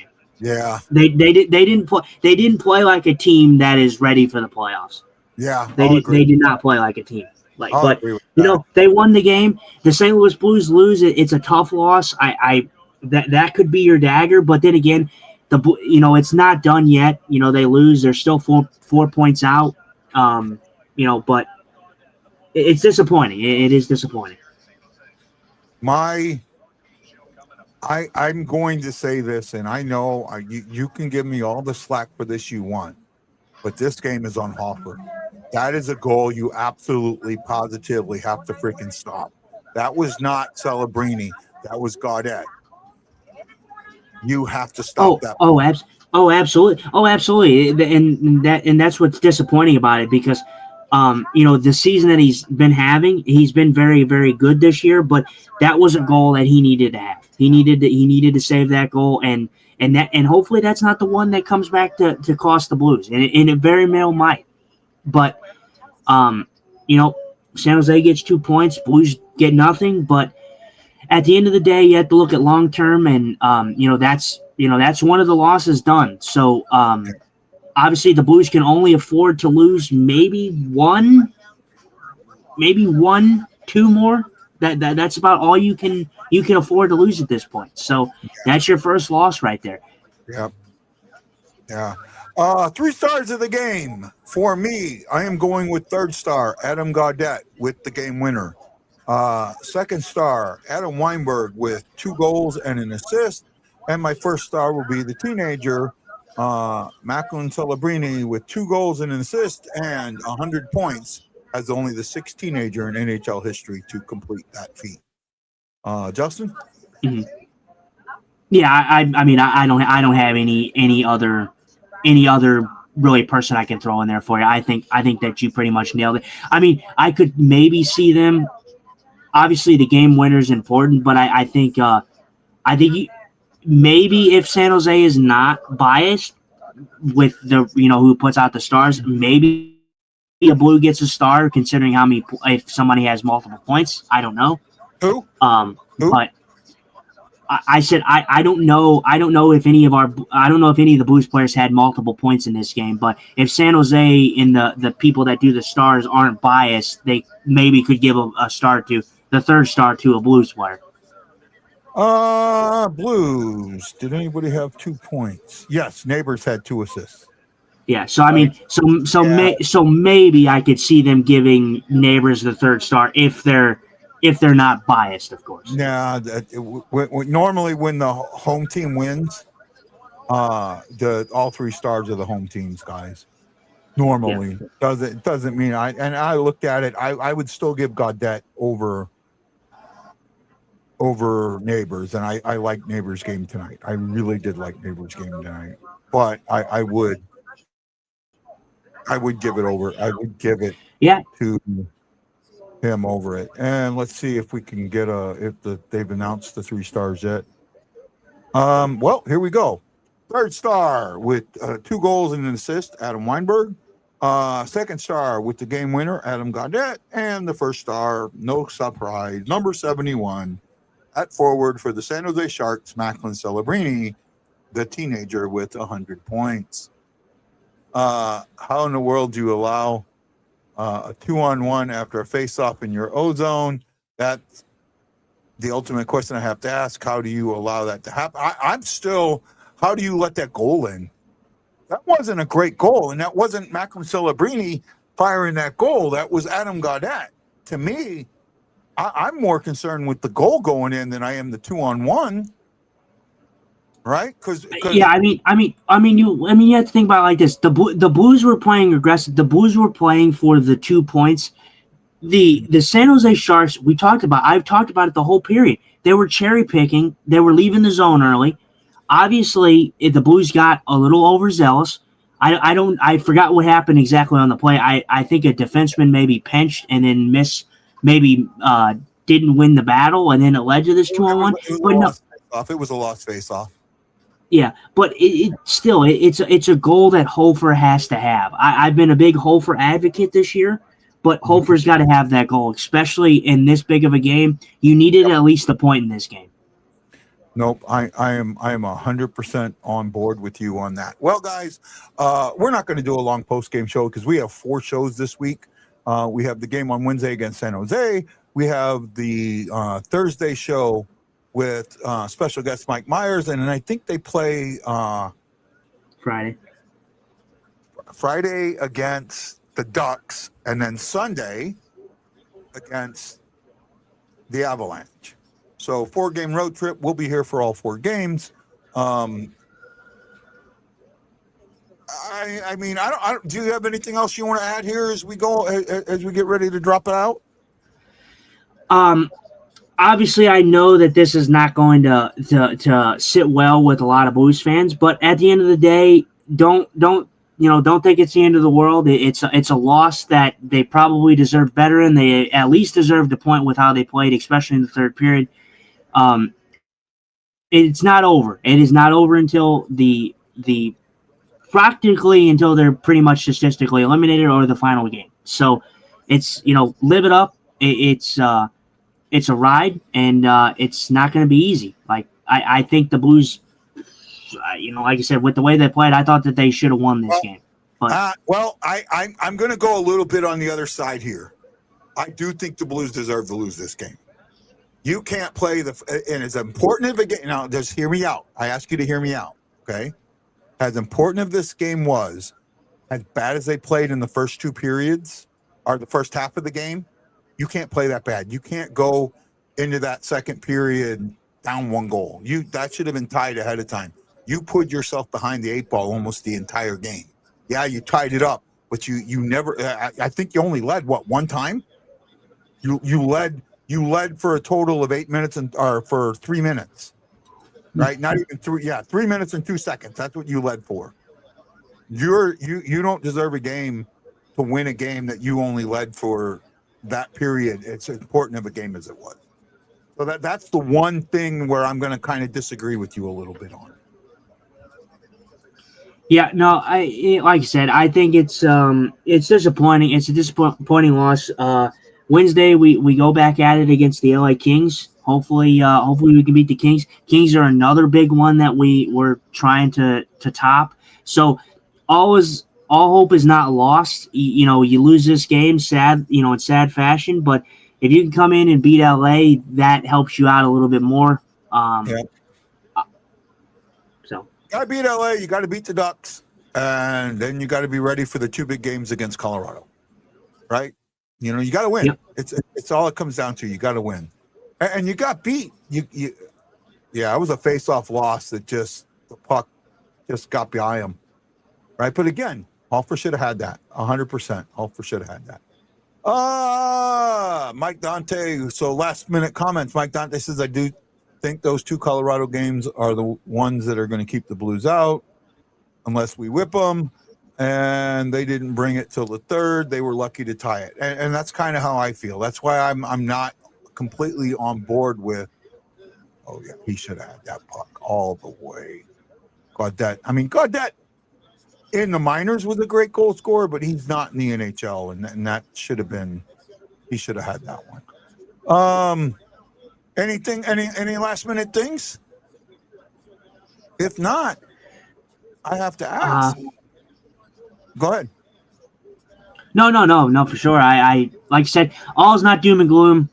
The Avalanche games, they're not going to be as bad as I don't think they're going to be as bad as everybody thinks they're going to be. You got to remember the Avs have already clinched the playoffs. They're going to be resting some guys. Going into the playoffs. So those are going to be games that the Blues got to take advantage of, because I don't think that the Avs are going to be playing their full guys. I don't.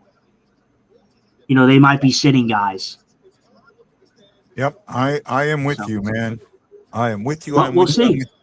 We'll see. So I have a question to ask you, Justin. What's that, dude? Do you know how we end this show? Yep. I think we got to ask, where are the girls? What are you wearing? A Canadian tuxedo. And I'm a hockey player. Let's go Blues. Let's go Blues. Let's go Blues.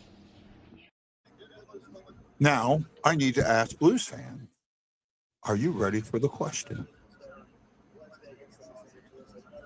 Fans of the BlueNote Fan Report of Justin Scott and the Hawaii Blues fan, are you ready for the question?